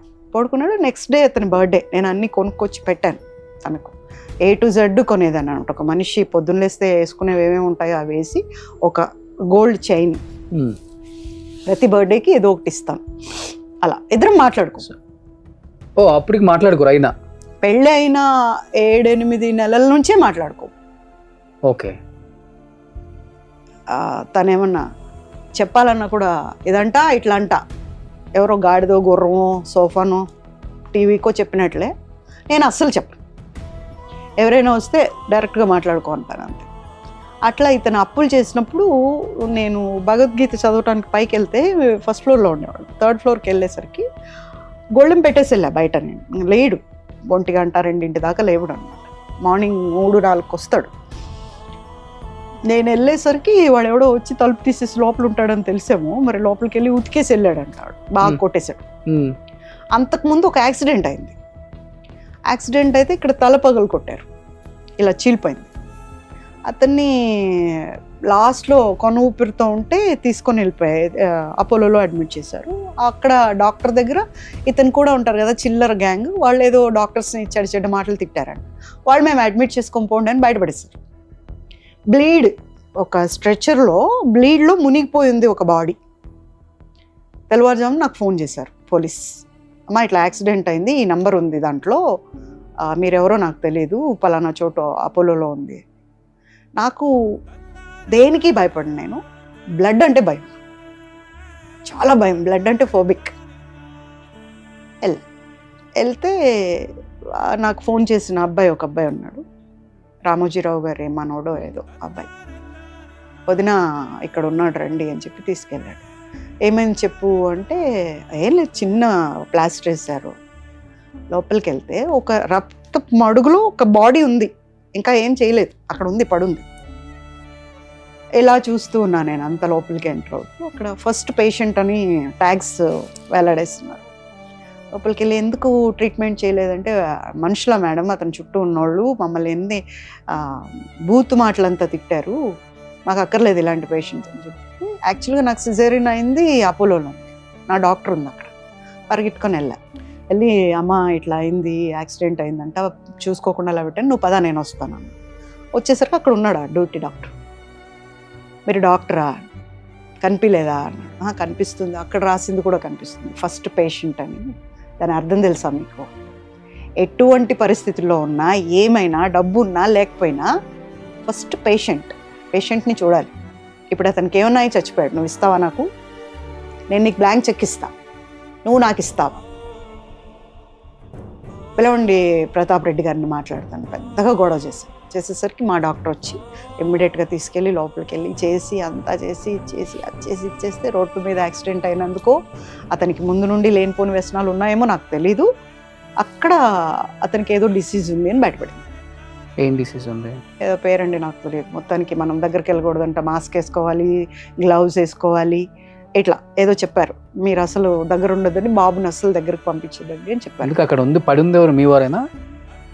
ప్లీజ్ అండి, మీరు ఏమైనా అనండి, నేను మాట్లాడతాను, కానీ వారు హస్బెండ్ అని మాత్రం అతను, ఓకే, అతని పేరు విజయ్ గోపాల్, ఓకే, అతను అనండి దయచేసి, మీరు ఏమనుకోవద్దు. నాకు అసలు అప్పుడు ప్రేమే లేదా, అంత దూరం వెళ్ళి అంత గొడవ చేశారా ఆయన గురించి? మరి అప్పుడు అంటే సిచ్యుయేషన్ ఏంటి అంటే, చావు బతుకుల్లో ఉన్న ఒక మనిషి, మానవత్వం ఇంపార్టెంట్ ఫస్ట్, దాని తర్వాత ఏమైనా నువ్వెంత అంటే నువ్వెంత తెలుసుకుందాం అంటే తర్వాత. బట్ అక్కడ కండిషన్లో ఇతను బిలాంగ్స్ టు నేను అనేది అక్కడ ఎంటర్ అయి ఉంది. ఒకటి. రెండు, ఒక మనిషి రక్తంలో కొట్టుకుంటున్నాడు. నేను అలాంటి కల్చర్లో రాలా. ఏమైనా సరే ముందు హెల్ప్ చేయాలి. మేము అప్పటికీ మాట్లాడాం. అంత ట్రీట్మెంట్ చేసాం. మా అమ్మ నాన్న వచ్చారు, మా అక్క వచ్చింది, అందరూ చూశారు, అంతా చేశారు. అంతా అయిపోయాక ఇంటికి తీసుకొచ్చాం. 1 సంవత్సరం లేట్ ఇతను ఏదో ఆపరేషన్ చేశారు 8 గంటలని. 6 గంటలో వస్తామని 8 గంటలు అయింది. ఆపరేషన్ నుంచి బయటికి రాలా. అప్పటికి మా అమ్మ వాళ్ళు వచ్చేసారు. ఎలా ఉన్నావు అమ్మ అన్నారు. అంతే, అలా కూలిపోయా. భయం, బ్లడ్ అంటే భయం, హాస్పిటల్ అంటే భయం నాకు. అప్పుడు ఇంటికి తీసుకొస్తే సంవత్సరం అన్నోని 3 నెలల్లో నుంచోబెట్టా. తనకు పెట్టిన తిండి కానివ్వండి, ఏమైనా కానివ్వండి, అలా చేసి చాకిరీ అంటారు కదా, నేనే దగ్గర నుండి చూసుకున్నారు. నేనే.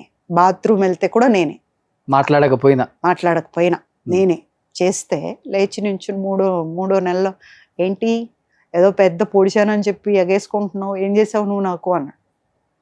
నాకు ఒకటే అలవాటు అండి చిన్నప్పటి నుండి. ఇప్పుడు నేను మీకు ఏమైనా చేశాను అనుకో, నేను చేశానని ఎవ్వరికీ చెప్పను. నాకు చెప్పుకునే అలవాటే లేదు. ఎందుకంటే అంతే, అది చెయ్యాలన్నాం, చేసాం, అంతే. కామ్గా ఉన్నాను. ఒక అతను వచ్చాడు, ప్రొడ్యూసర్ అని. నేను I was with half hands dress, నైటీలో ఉన్నా.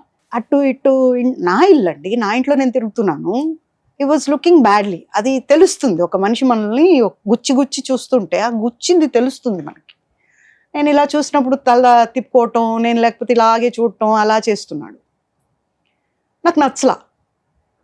ఏంటిది అనుకొని నేను లోపలికి వెళ్ళిపోయి డ్రెస్ మార్చుకొని వచ్చా. ఐ ఫెల్ట్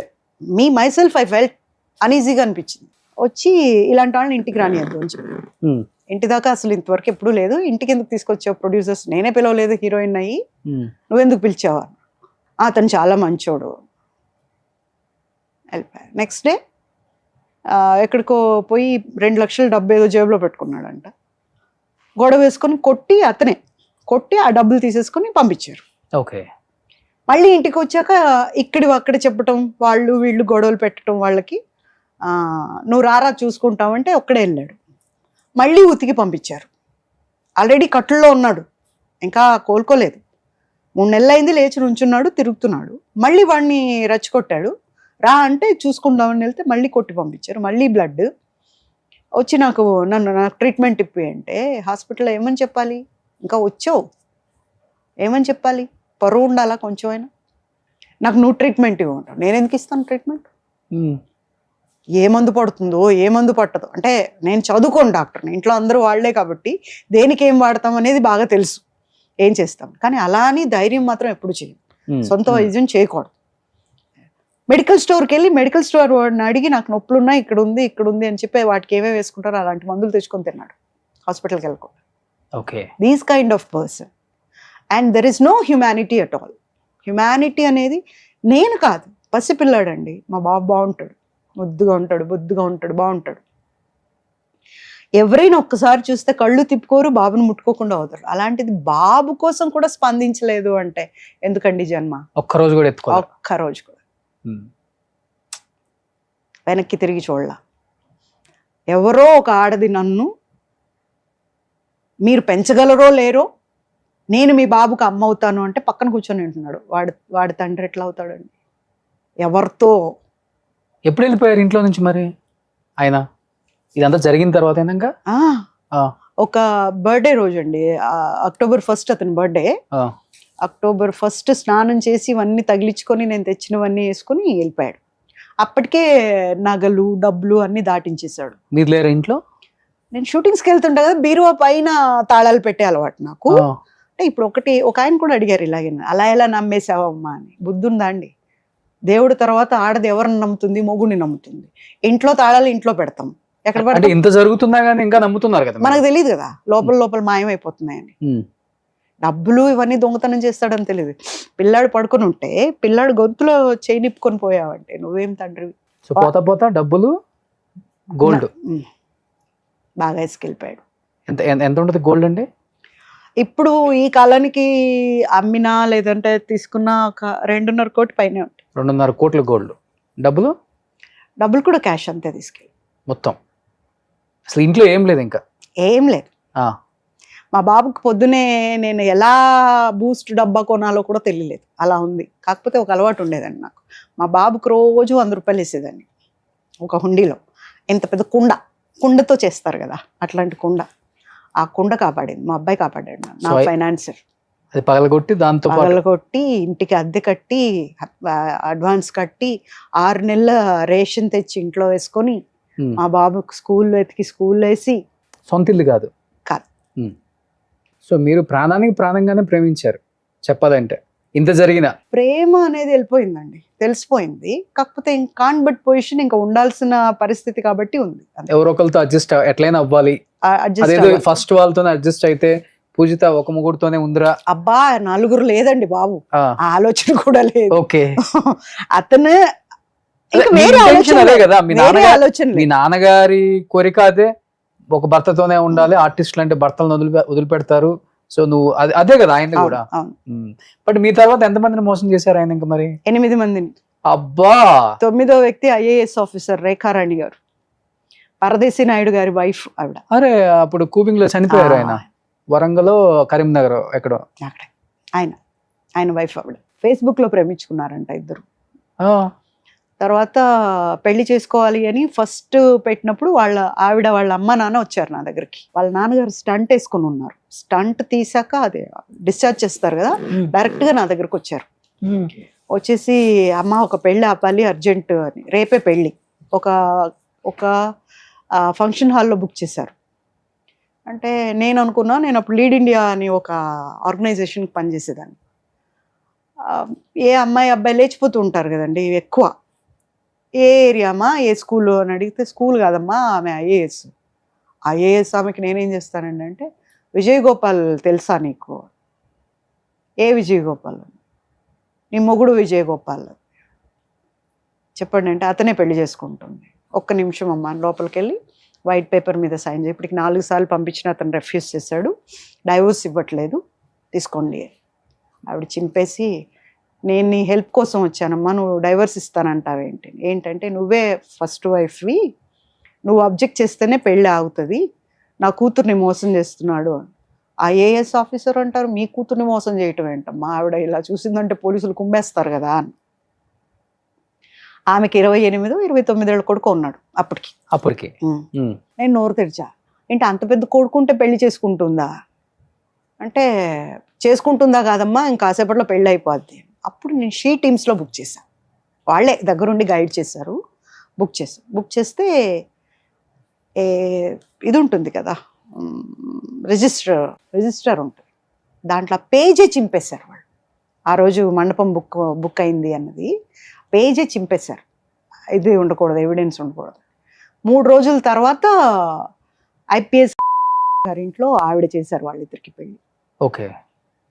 ఇంత జరిగిందని తెలిసినా కానీ ఆమె కూడా పెళ్లి చేసుకున్నారు. అంతా తెలుసు ఆవిడికి, అంతా తెలుసు, వీళ్ళందరికీ తెలుసు. వీళ్ళంతా ఒక గ్యాంగ్ అండి.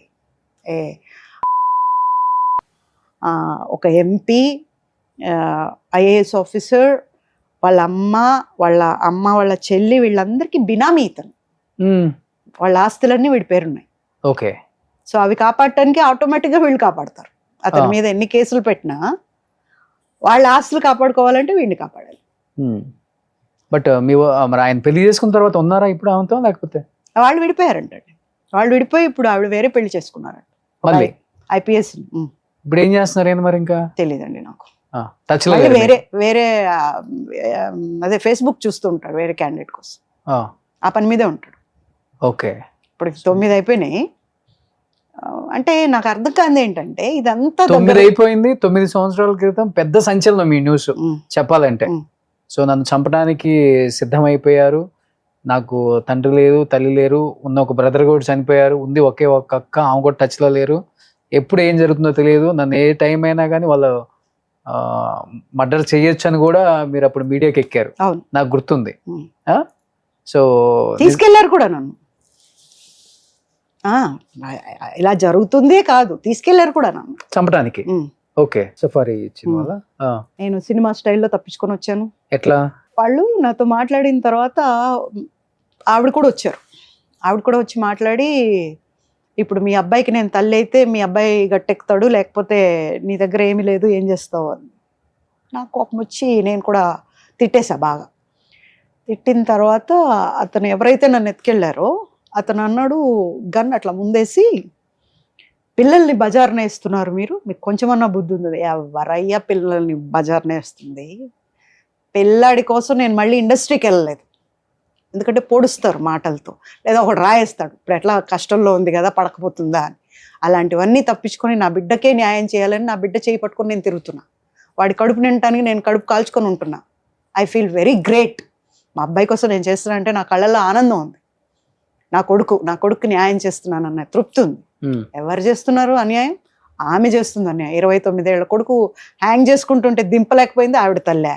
ఆవిడ నా కొడుకు తల్లి అవుతుందా? ఎట్లా అవుతుంది నా కొడుకు తల్లి? నేను చెప్తేనే నమ్మాలి వాడైన తండ్రి అని, లేకపోతే నమ్మలేడు కదా. పో అనుకోపో, ఏమనుకుంటావు?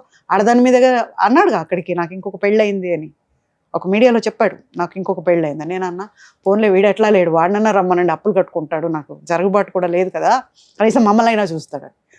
మీడియా ఆయనైతే కెమెరా కింద పెట్టేసి నవ్వుతున్నాడు, పాప నువ్వు మారవా అని. ఎందుకు మారాలి? ఉంటే మారాలి, అంతే కదా. ఇప్పుడు ఒకటి లేడంటే ఇంకోటి వస్తే మంచిదే కదా, జరిగిపోతుంది. మీకు ఇంకొకటితో పెళ్ళయిందని ఏడన్నా ఏడి మరి అన్నా పెళ్ళైన అన్నేడి? ఇప్పుడు నువ్వు లేవుగా, వచ్చేస్తా పరిగెత్తి రావాలి కదా, ఒకతే ఉందని. రాలేదే. మగాడి చేసే ఒకే ఒక పని అండి, ఒక నిందంటూ ఒక వాడి నిజస్వరూపం బయటికి వచ్చింది అంటే ఇంకా నిందేసే తప్పించుకోవాలి. ఎలా తప్పించుకుంటాడు? లేకపోతే నిందలేంది బొందిపోదు, వేయాలి కాబట్టి వేసాడు నా మీద. నేను ఒకటే అన్నా, రమ్మనండి పోనీ, ఇప్పుడు ఇతను లేడు కదా, ఫ్రీ వేకెన్సీ ఉంది, రమ్మనండి, నాకు ఇష్టమైతే యాక్సెప్ట్ చేస్తా కదా. ఎవడోడు రాలేదే. ఎన్ని రోజుల నుంచి నా కష్టాన్ని నమ్ముకొని, ఆ కష్టంలో నేను మా అబ్బాయికి ఫీజు కట్టేటప్పుడు అండి ప్రతిసారి నేను ఏడ్చేదాన్ని. మా కర్మకు తగ్గట్టు 10వ క్లాస్లో బాబుకు ఒక ప్రాబ్లం వచ్చింది, స్కూల్ వాళ్ళది ప్రాబ్లం, కానీ మా అబ్బాయి ఉన్నాడు దాంట్లో. మళ్ళీ 12th వచ్చేసరికి ఇంటర్ సెకండ్ ఇయర్లో కాలేజ్ ఫీజు అంతా కట్టించుకొని క్లోజ్ చేసి పారిపోయారు. 20 రోజులు ఉన్నాయి ఎగ్జామ్స్. అప్పుడు మళ్ళీ హైకోర్టుకి వెళ్ళి తల్లిదండ్రులందరినీ ఏకం చేసి రోడ్ల మీద కూర్చొని ధర్నాలు చేసి అంత చేసి వాళ్ళకి నేను ఫీజు కట్టించారు అని చెప్పి ఆర్డర్ తెచ్చి ఎగ్జామ్స్ కండక్ట్ చేయించాను. ఎక్కడికి వెళ్ళినా ప్రాబ్లమ్స్ అన్నీ ఫేస్ చేస్తూ వస్తున్నాను. మా బాబు కోసం ఏమేం చేయలేదు, అన్నీ చేశాను. చెడ్డ పనులు కాదు, అన్నీ మంచి. కానీ అక్కడి నుంచి ఎలా బయటపడ్డారు మరి? ఎక్కడి నుంచి? చంపడానికి తీసుకెళ్లారు కదా. లోపలికి వెళ్ళిన తర్వాత ఆవిడ ఆ గన్ తీసుకొని ఇలా ఆడతారు కదా, అట్లా ఆడుతుందన్నమాట, హీరోలాగా ఆడుతూ మాట్లాడుతుంటే ఆయన రెచ్చగొడుతున్నాడు. వాళ్ళ చేతిలో ఉంది, ఇంకా నేను వస్తాననే ఆలోచనే లేదు, ఇట్స్ గాన్, అయిపోయింది. మా అబ్బాయికి వెళ్తూ ఒకటే మాట చెప్తాను, అధికారం ఉంది, చంపేస్తారు, కేసు కూడా క్లోజ్ చేస్తారు, అంతే. డెఫినెట్ గా జనం అనుకుంటారు, కానీ ఎవరు నిలదీస్తారండి? ఇప్పుడు మన కళ్ళ ముందే ఎన్నో జరుగుతున్నాయి, ఇది దేనికి న్యాయం జరుగుతుంది? సో అక్కడ అందరికీ సినిమాలో చెప్తారు చూడండి, బయట అంతా ప్రెస్ ఉన్నారు, లైట్లు ఆపుకొని ఉన్నారు, దగ్గర 30 వెహికల్స్ ఉన్నాయి, అందరికీ తెలుసు మీరు నన్ను తీసుకొచ్చినట్టు, మీరే తెచ్చారని కూడా తెలుసు, నేను కూడా చెప్పేశాను అని చెప్పా. అంతేనా సామిరంగా ఎక్కడోళ్ళు అక్కడ పరిగెత్తారు. వాళ్ళు పరిగెడుతుంటే మెల్లగా నేను నడుచుకుంటూ వచ్చేసా బయట. కూడా పరిగెత్తింది, ఎవరికి వాళ్ళు పరిగెత్తి వాళ్ళ కార్లు ఎక్కి పారిపోయారు. ఒక కారు లేదు, ఏమి లేదు, ఒకటే కారు ఉంది. అది నేను బయటకు వెళ్ళి 5 నిమిషాలకు వచ్చింది, ప్రెస్ వాళ్ళదే వచ్చి వాళ్ళు తీసుకొచ్చి హైదరాబాద్ వదిలేరు. అలా పిలిస్తే వెళ్ళిపోతావు అమ్మా, నీకేమైనా మైండ్ ఉందా అన్నారు. నేను పిలిస్తే రాలేదండి, ఎత్తుకొస్తే వచ్చాను. ఎక్కడి నుంచి కిడ్నాప్ చేసుకుని? ఇక్కడ మధురానగర్ లో హెరిటేజ్ పక్కనే మా ఇల్లు, రోడ్డు మీదే ఉంటుంది. ఆ కిందకు వచ్చి ఏదో కొనుక్కుందామని వెళ్తున్నాను, వస్తున్నాను కింద, బాబు పైన ఉన్నాడు. కిందకు వచ్చేసరికి మాస్క్లు వేసుకున్నారు. ఈ మధ్య అందరికీ అలవాటు అయిపోయింది కదా మాస్క్ వేసుకోవటం, ఒట్టి కళ్ళు కనిపించేలాగా ముస్లిమ్స్ వేసుకున్నట్టు వేసుకుంటారు కదా, అలా వేసుకొని వచ్చారు 6 మంది. కారెక్కు ముందు లేకపోతే ఇక్కడే పొడి చేస్తామన్నారు.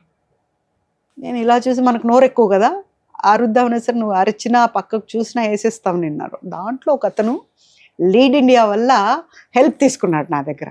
షాపూర్ వెళ్ళారంటే నన్ను ఎవరు పూజిత అన్నారు, పూజా దీది అంటారు లీడ్ ఇండియాలో. కాళ్ళ కింద పడి దండం పెడతారు నాకు. వెళ్ళే ఆర్టీసీ బస్సులు ఆపేసి వచ్చి నా కాళ్ళకి దండం పెడతారు. అలాంటి పేరుంది నాకు అక్కడ. మన వివేకానంద ఉన్నారు కదా ఎమ్మెల్యే, ఆ కాన్స్టిట్యున్సీలో నేను ఆ స్కూల్స్కి చేశా. అయితే ఒకతను ఆగండి అని లీడ్ ఇండియా దీది అన్నాడు. అంటే మేము గుడ్ మార్నింగ్ గుడ్ ఆఫ్టర్నూన్ చెప్పం, లీడ్ ఇండియా అంటాం. నేను లీడ్ ఇండియా అన్నా. వాళ్ళని పక్కకు తీసుకెళ్ళి ఏదో మాట్లాడొచ్చాడు. దీది మీకు శత్రువులు ఉన్నారా? నాకు శత్రువులు ఎవరు ఉంటారయ్యా, నాకు ఎవరు లేరు. ఏమి అని. ఏం లేదు, మిమ్మల్ని ఎత్తుకురమ్మన్నారు, మీరు రాకపోతే చంపేయమన్నారు. అవునా, నేను నీకు ఎలా తెలుసు? మా పాపకు కిడ్నీ ఫెయిల్ అయింది, గవర్నమెంట్కి ఫైల్ పంపించారు మీరు, హాస్పిటల్లో హెల్ప్ అయింది, అందువల్ల చెప్తున్నాను. మా పాప షాపూర్ నగర్లో చదువుతుంది. ఒక్క నిమిషం నేను ఒక ఫోన్ చేస్తానని మా బాబుకి ఫోన్ చేసి, తెల్లారి 4:30 లోపల నేను రాకపోతే రేపు మార్నింగ్ మనకు కోర్టు ఉంది, ఫైల్ అంతా అక్కడే ఉంది, ఆ ఫైల్ తీసుకొని నువ్వు వెళ్ళాలి, లాయర్ అంకుల్ దగ్గరికి తీసుకొని నువ్వు వెళ్ళాలి, ఓకేనా అంటే, why are you telling me అన్న, you have to listen, this is the time, ఏది క్వశ్చన్ చేయకూడదు. మమ్మీ రాలేదే, మమ్మీ ఎప్పుడు వస్తుంది, మమ్మీ ఎందుకు రాదు, ఎందుకు ఇంకా రాలి, 1 రోజు 2 రోజులు 1 నెల మమ్మీ రాదు, అయినా నువ్వే పోరాడాలి, ఇది మాత్రం క్లియర్ అంటే ఓకే మమ్మీ అన్నాడు. ఓకే పడుకో ఇంకా అని చెప్పేసి వెళ్ళిపోయా. పదండి వెళ్దాం, అలా వెళ్ళాను. సో బాబుని కూడా అలానే ట్రైన్ చేసుకుంటూ పెంచారు మీరు. తిరిగి వస్తానని చెప్పి ఎప్పుడు పెంచలేదు. నేను రాకపోయినా నువ్వే, మా అబ్బాయికి ఎప్పుడు చెప్తా, మమ్మీ ఇది భలే బాగుంటుంది తెచ్చుకుందాం అంటాడు. ప్రాజెక్ట్ చేయండి, నువ్వు ఒక ప్రాజెక్ట్ చేసి ఇవ్వు, నాకే అమ్ము, 1000 రూపాయలు కొంటా, నేను కంపెనీకి 10,000కి అమ్ముతా, దాంట్లోంచి 1000 రూపాయలు నీకు ఇస్తా, 9,000 నాదే, ఎందుకు నాకే 10,000 ఇవ్వచ్చు కదా, ఇవ్వనట్లా నువ్వు అలా మెప్పించేలాగా నువ్వు చెయ్యి, 50,000 ఇప్పిస్తా, అట్లా ప్రాజెక్ట్స్ చేసే కొనుక్కుంటాడు. ఇప్పుడు మీ దగ్గర నుంచి ఆయన వెళ్ళిపోయేటప్పుడు అన్ని తీసుకొని వెళ్ళిపోయారు అన్నారు కదా, మీ బ్యాంక్ అకౌంట్ ఎంత బ్యాలెన్స్ ఉంది అసలుకి, ఇంట్లో ఏం మిగిలిపోయాయి అసలుకి? బ్యాంక్లో తనకు నిజంగా మాస్టర్ బ్రెయిన్ అండి, నాతో డ్రా చేయించేవాడు చక్కగా. ఇప్పుడు స్టూడియో పెట్టాడని చెప్పా కదా, స్టూడియోలో ఇది కట్టాలి అర్జెంటుగా, సాయంత్రం వచ్చేటప్పుడు వాళ్ళు పేమెంట్ ఇచ్చేది ఉంది, దాంట్లో ఎక్కువ రమణ గోగుల గారును సునీత ఎక్కువ ఉండేవారు ఆడుతూ, సో వాళ్ళ పేమెంట్ ఉంది వాళ్ళ అని చెప్పేవాడు, అలా తీసుకెళ్ళేవాడు క్యాష్. 0 వచ్చేదాకా వెయిట్ చేశాడు బాగా బ్యాంక్లో. అబ్బా. తర్వాత ఒకరోజు 5th ఫ్లోర్కి వెళ్ళి అక్కడి నుంచి దూకేస్తానని, నగలు ఇవ్వు అని, నేను ఎందుకో ఇవ్వలా, ఇవి ఇకపోతే నేను కట్టకపోతే ఇప్పుడు నన్ను ఇచ్చేసేస్తారు, నేను ఇవ్వాలి అని చెప్పి అంటే అప్పుడు మళ్ళీ తీసుకొచ్చి ఇచ్చా. వాళ్ళందరూ చూస్తున్నారు, 5th ఫ్లోర్ ఎక్కాడు కదా, ఎప్పుడు మనం బయటకు కూడా రాం, కలిసి వెళ్ళింది లేదు, అప్పుడు మిగతా నగలు కూడా ఇచ్చేసాను. ఇంకా లోపల అవన్నీ ఎప్పుడో వెళ్ళిపోయినాయి, అవి తెలియదు మనకు, డబ్బాలు ఉన్నాయిగా, ఇప్పుడు డబ్బాలు తీసి చూస్తే కదా మనకు, పెట్టుకునే అలవాటు ఉంటే తీసి చూస్తాం, ఒకేషన్ కూడా పెట్టుకోము, ఎందుకంటే నాకు మంగళసూత్రం చైను డబల్దే పెద్ద పెద్ద ఇంతింతలో, చెన్నైలో ఉన్న వాళ్ళు ఎవరు కూడా సన్నవి వేసుకోరు, ఇంతింతలో వేసుకుంటారు, అది అలవాటు, ఇంత పొడవు వేసుకుంటారు, మామూలుగా 13 పిడికిళ్ళు ఏమో వేసుకుంటారు కదా మంగళసూత్రం, అలా కాదు ఇక్కడ. అంటే షూటింగ్ టైంలో తీయండి అంటే ఇట్లా లోపలికి తోపేస్తారు, తీరు మంగళసూత్రం అనేది, అంత వాల్యూ ఇస్తారు, అందుకని చాలా పొడవు చేయిస్తారు. అలా ఇలా పెట్టినా కూడా అది ఇక్కడ దాకా ఉంటుంది, బయటికి రాదు. మామూలుగా మనకు ఆంధ్రలో చేస్తారు చూడండి, అదైతే వస్తుంది, తీయమంటారు, అందుకు అట్లా డబల్ చైన్ ఉండేది నాకు ఇంతో. సో ఇంకా వేసుకున్నాక ఇంకేం నాకు వేసుకోవాలనిపిస్తుంది, అది ఒక 4 పుసల దండ, అది పెద్దదే. సో ఇవి ఇట్లా వెళ్ళిపోతున్నాయి, వెనక నుంచి చూసుకోవాలి, డబ్బాలు ఉన్నాయి. ఎవరికి ఇస్తున్నారు అవి ఆ బంగారం? ఎవరికి ఇస్తున్నాడు అంటే మన ఇండస్ట్రీలోనే ఒక ఆర్టిస్ట్ అండి, నేను పేరు చెప్పను, ఒక ఆర్టిస్ట్. ఆమె ట్రాప్ లోకి వెళ్ళిపోయారేనా? ఆమె ట్రాపో కాదో మరి మనకు తెలియదు, కానీ ఆవిడకి ఇచ్చేవాడంట. నాకు నేను ఐటీలో ఒక అతనితో పార్ట్నర్షిప్కి వెళ్ళినప్పుడు అతనికి ఫ్రెండ్కి ఇతను తెలుసంట, ఇతను ఎవరికైతే ఇస్తాడో ఆ ఇంటికి అతను కూడా వెళ్తాడంట. మీ కాదు అతను, అదే అతను లవరు, ఆయన కూడా అతను కూడా లవర్ ఈ ఆర్టిస్ట్ కి. నేను వెళ్ళే దగ్గరకు వస్తాడు, ఒక డబ్బా, ఒక సూట్ కేసు, బ్రీఫ్ కేసు తీసుకొని, ఇంత ఎత్తు పౌడర్ వేసుకొని నీట్ గా దూకొని, ఇంత పెద్ద బార్ ఉంటుంది కారు వాళ్ళది సీలో, దాంట్లో వస్తాడు. ఆవిడేమో ఆఫీస్కి వెళ్తున్నాడు అనుకుంటుందో ఏమిటో మరి, క్యారియర్ కూడా ఇచ్చి పంపిస్తారు, ఈడేమో వచ్చి రోజు ఒక్కొక్క నగల డబ్బా ఇస్తూ ఉంటాడు అక్కడ అని చెప్పాడు. బట్ మీ నగలన్నీ ఆ ఆర్టిస్ట్ వేసుకున్నప్పుడు కనీసం తెలుస్తుంది కదా మీకు. నేను ఒకరోజు మాత్రం బ్యాంగిల్స్ చూసాను, ఒకరోజు ఎవరో ఎందుకు వాళ్ళ తమ్ముడి భార్య చేతిలో కూడా చూసాను నా గాజులు. I was taken back. అంటే ఇంకొకటి ఉంటుంది, నాకున్నవి మీకు ఉండకూడదు అని ఏమీ ఉండదు, అలాంటిది ఇష్టపడి కొనుక్కొని ఉండొచ్చు అన్న దీంట్లో ఉన్నా, కానీ మనసు ఒప్పుకోలేదు, కాదు ఇవి నావే అని. అప్పుడు చెక్ చేస్తే నావి లేవు, అక్కడ ఉన్నాయి, మరి ఎందుకున్నాయో నాకు తెలియదు. కానీ ఆర్టిస్ట్ ఎప్పుడైనా ఓపెన్ గా అడిగారా, నా భర్తను ఎలా ఉంచుకోవాలనిపించింది మీకు?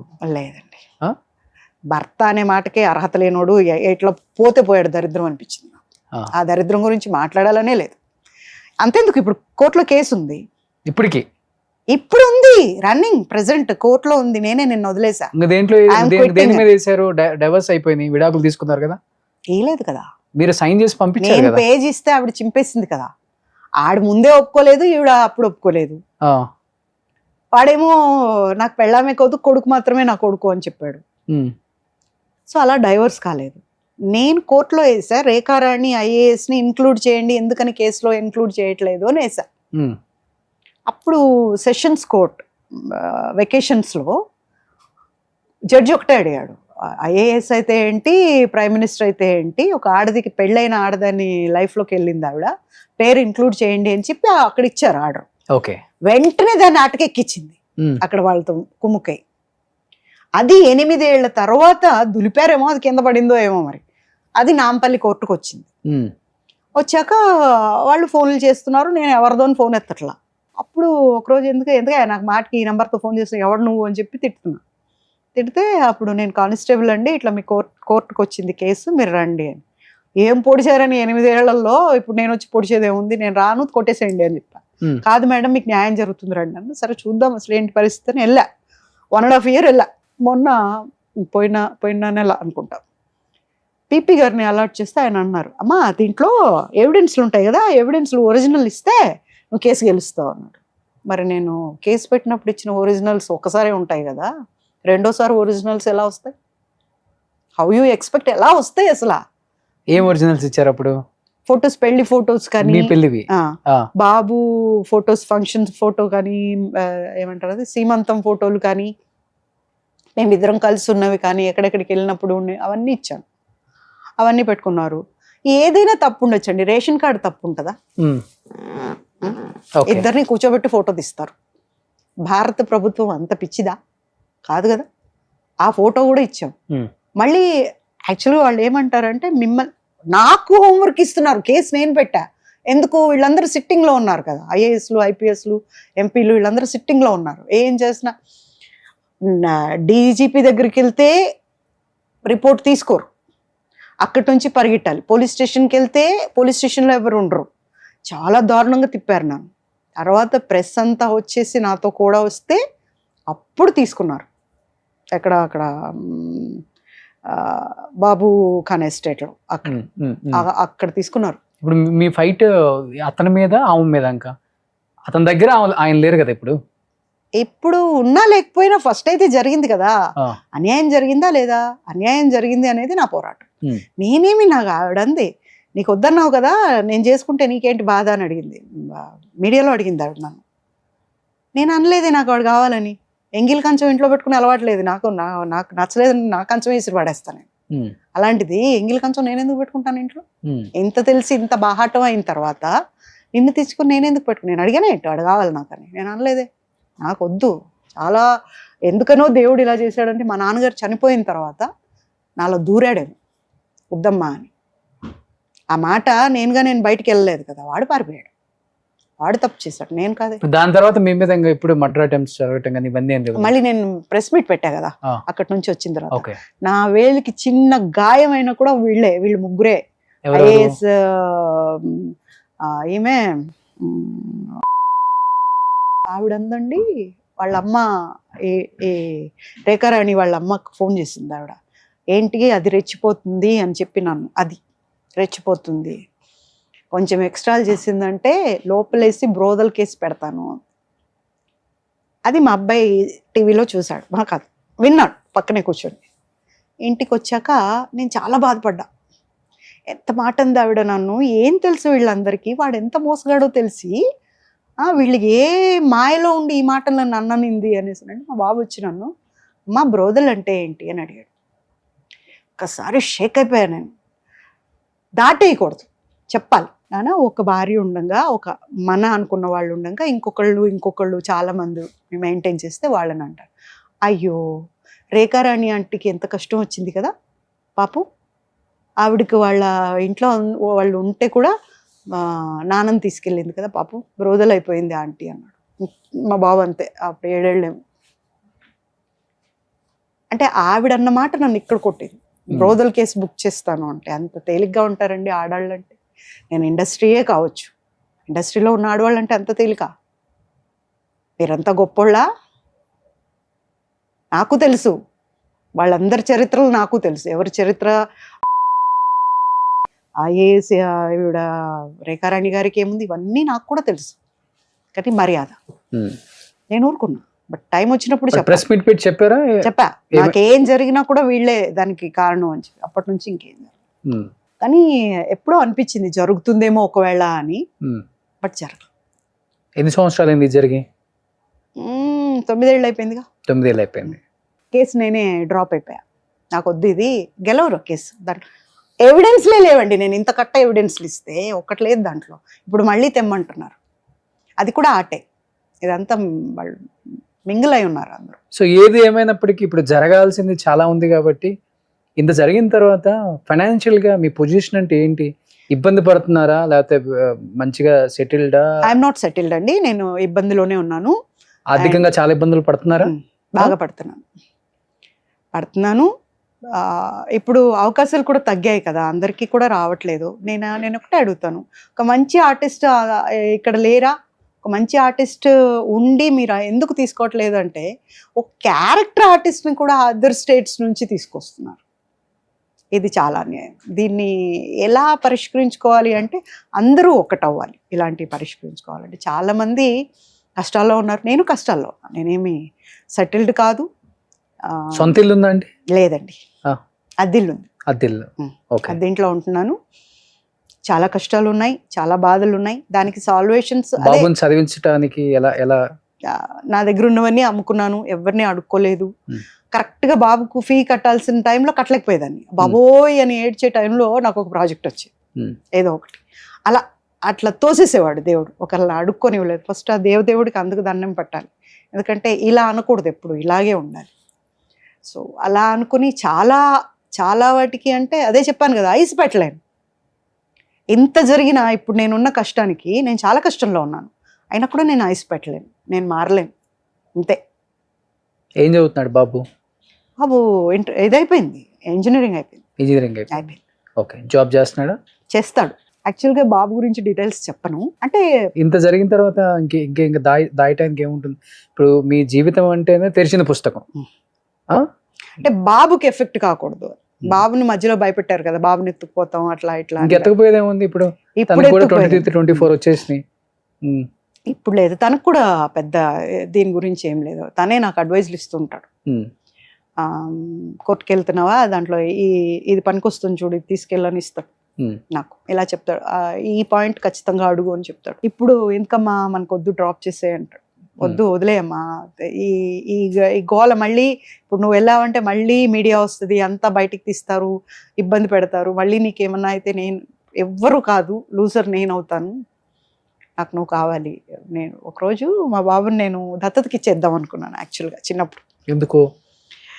ఇట్లా అటాక్లు అంట, అవంట ఇవంట ఇవన్నీ చూసి ఏమో నిజంగానే నేను పెంచలేనేమో, వాళ్ళు ఎవరో ఎత్తుకుపోవటం ఏంటి, నాకు తెలిసిన వాళ్ళకి ఇద్దామని, బాంబే వాళ్ళకి ఇద్దామని వాళ్ళతో మాట్లాడా. వచ్చారు, ఇలా నేను కూర్చున్నా. నేను తల్లి ఎంతైనా కూడా ఆగట్లేదు. మా బాబు ఇట్లా వెనకాల కర్టన్ ఉంటే కర్టన్ దగ్గర నుంచి ఇట్లా బట్టి చూస్తున్నాడు అన్నమాట. అంతా మాట్లాడేసా. ఎంత వాళ్ళ ఆస్తి అంతా బాబు పేరట పెట్టేస్తామన్నారు. నేను రాకూడదు అన్నారు, ఎప్పుడు రాకూడదు అన్నారు. సరే అన్న, ఒకసారి నేను లోపలికి వెళ్ళి వస్తాను. ఓకే అన్నారు. వచ్చా, ఇంకా సైన్ చేసుకోవాలి ఇద్దరం. మా బాబు వచ్చి ఇట్లా గట్టిగా పట్టుకున్నాడు నన్ను. ఇక్కడికి ఉంటాడు కదా, ఇట్లా పట్టుకొని మమ్మీ అన్నాడు. ఏనన్నా అంటే, నన్ను వాళ్ళకి ఇచ్చేస్తావా మమ్మీ? నేను వద్దా నీకు? నేను ఏం చేశాను మమ్మీ? నేను బాగా చదువుకుంటా మమ్మీ, నన్ను ఇచ్చేయద్దు మమ్మీ, నేను నీతోనే ఉంటాను. అంతే. సారీ, నేను ఇవ్వలేనండి, నేనే పెంచుకుంటా మా బాబుని.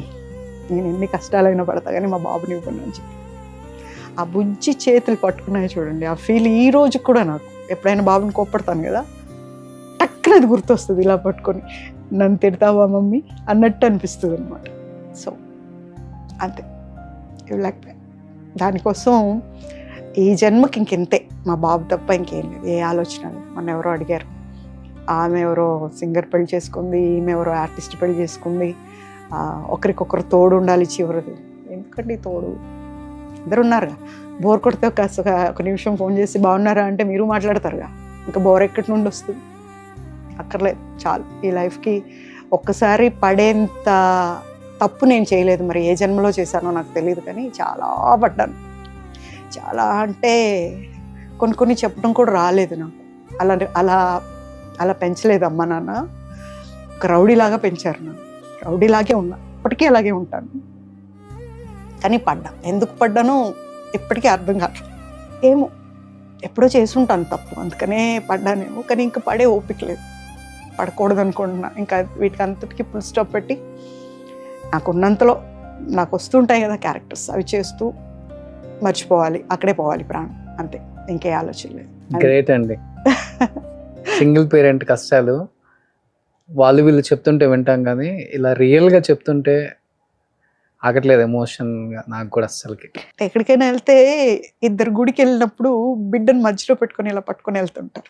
అలాంటివి చాలా చూసుంటాడు మా బాబు. ఆ చిన్న మనసులో ఎంత సంఘర్షణ జరిగి ఉంటుందో అప్పుడు అది ఊహించుకుంటాను. ఒకరోజు చెప్పాను కూడా, నాన్న ఇప్పుడు పెద్దయ్యాక మాట్లాడకూడదు అనేది నీకు లేదు, నంబర్ తీసుకొని ఎక్కడి నుంచైనా మాట్లాడుకోవచ్చు. ఒకటే చెప్పాడు, మా ఒకరోజు నాకు నాన్న అంటే ఒక చాలా గొప్ప వ్యక్తి అన్న ఇది ఉండింది, చాలా మంచి పదం అది, నేను కూడా పిలుస్తాను తొందరలో అనుకునేదాన్ని. ఎప్పుడైతే అతను టీవీలో కొడుకు నా కొడుకే, ఆవిడ నా భార్య కాదని చెప్పాడు చూడమ్మా, అది ఇక్కడ కూర్చునిపోయిందమ్మా. నాకు నానంటే ఇంత పెద్ద తిట్టు అని నాకు అప్పుడు అర్థమైంది. తిట్టుకు నేను రెడీగా లేనమ్మా, I'm very happy with my mother. నేనే వాడికి అమ్మ, అక్క, కుక్క, నక్క, బొమ్మ అన్నీ నేనే. సో మా ఇద్దరికే తెలుసు అది, ఆ బంధం అనేది. అండ్ నవ్వుతుంటాడు. నేను కొంచెం డల్గా ఉన్నా తను తట్టుకోలేడు. ఇలా గడిచిపోతుంది జీవితం. ఒక పెద్ద, ఇంత పెద్దది నాకు రాసి ఉంది అని నాకు తెలియదు.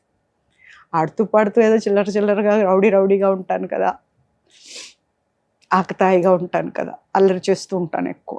ఇప్పటికీ అల్లరి చేస్తుంటా, సెట్లో కూడా అలాగే ఉండేదాన్ని. నాలో ఉన్న నన్ను చంపేసింది, నా ఒరిజినాలిటీ అనేది చచ్చిపోయింది. పూజిత అనేది ఇప్పుడు నిజంగా ఒక యాక్టింగ్ ఏమో అనిపిస్తుంది. ఒరిజినాలిటీ ఏమీ చేయకుండా కష్టాలు పాలైంది నేను. నావి పోగొట్టుకుని కొంతమంది ఉన్నారండి ఇట్లా ఇంటర్వ్యూ అయిన తర్వాత కింద కామెంట్ పెడతారు, డబ్బు కోసం చేస్తుంది ఇలాగా. నేను డబ్బు కోసమే చేస్తుంటే ఇలా ఉండక్కర్లేదు. నేను ఒక యాక్ట్రెస్ని, అది గుర్తుపెట్టుకోవాలి. ఒక కామెంట్ బ్యాడ్గా పెట్టే ముందు, ఒక తల్లిని ఒక మాట అనే ముందు ఆలోచించాలి. వాళ్ళు కూడా ఒక తల్లికి బిడ్డ. గబుక్కుని ఒక మాట అనే ముందు తప్పది. నేను నా బిడ్డ గురించి తప్ప ఎవరి గురించి మాట్లాడను, ఎవరిని నేను ఎత్తేను. నేను చాలా పడ్డాను, వాళ్ళ గురించి కూడా నేను మాట్లాడను. బట్ ఒకరిని అనే ముందు మాత్రం కంట్రోల్లో ఉండాలి ఎప్పుడు కూడా. అలా అనకూడదు, తప్పు. ఆ తప్పు తల్లిదండ్రులు కూడా నేర్పాలి, అలా చేయకూడదు, అలా అనకూడదు అనేది. నేను ఒక అడ్వకేట్ పెట్టాడు నాకు, ఎవరో చదువుకొనివాడో ఒక రోగ్ పెట్టాడు అంటే మాట్లాడచ్చు. ఇదంతా డబ్బుల కోసం చేస్తుంది, నా దగ్గరకు వస్తే నేను డబ్బులు ఇప్పిస్తాను అనేసి. ఏ ఇన్సిడెంట్ జరిగి 9 ఏళ్ళు అవుతుంది. 9 ఏళ్ళ నుంచి నేను ఏ ప్రాజెక్టులు చేశానో, ఏమేమి ఖర్చులు ఉంటాయో, నాకు ఎలా కష్టపడి కట్టానో నాకు ఇచ్చిన వాళ్ళకి తెలుసు. నేను ప్రాజెక్టులు చేస్తే, నేను హాస్పిటలైజ్ అయినప్పుడు ఐ థింక్ 6 lakhs సంథింగ్ అయింది. అప్పుడు నేను బాబుకి ఏదో కట్టాలి, అది కట్టకుండా మా అబ్బాయి తీసుకెళ్ళి అది కట్టాడు హాస్పిటల్కి. నేను తిట్టా, ఈరోజు కాకపోతే రేపైనా ఎవరో, అందరూ పోవాల్సిందే, పోతామంతే, ఇది ఎందుకు కట్టావు, నీకు ఇంపార్టెంట్ అని. నీకంటే నాకు ఏది ఇంపార్టెంట్ కాదమ్మా అని చెప్పి కట్టాడు. తర్వాత మళ్ళీ నేను ప్రాజెక్ట్ చేసి దాన్ని తెచ్చి మళ్ళీ నేను మా బాబుకి కట్టాను. అంటే ఒక గొప్ప ఇదేంటంటే, ఇంత దీంట్లో కూడా నాకేం హెల్ప్ రాలేదు, రావాలని కోరుకోలేదు నేను. అండ్ నేను అడుక్కోలేదు, అది చాలా కష్టమైన పని. నేను అడుక్కోలేదు, ఒక అమ్మగా నేను అడుక్కోలేదు. మా అబ్బాయి ఎప్పుడు కూడా అమ్మ వచ్చింది, అమ్మ తెచ్చేసింది, అంతే, ఇంతవరకే. ఒకరు ఇచ్చారు, మనం తీసుకున్నాము అనే మాట రాలేదు.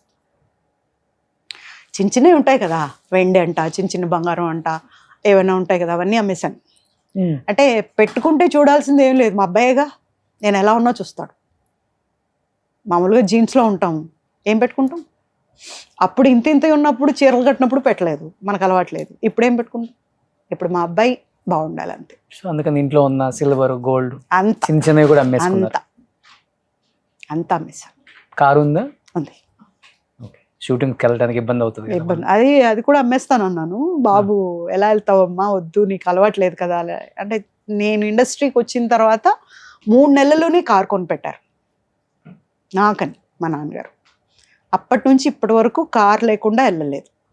సో ఈ మధ్య ట్రైబర్ తీసుకున్నాను 7 సీటర్ది. ఒక సినిమా తీయచ్చు మీది కదా ఆ? అనుకుంటూ ఉంటాను నేను కూడా అప్పుడప్పుడు, ఇదంతా పేపర్ మీద పెట్టేస్తే ఒక కథ అయిపోద్ది అని.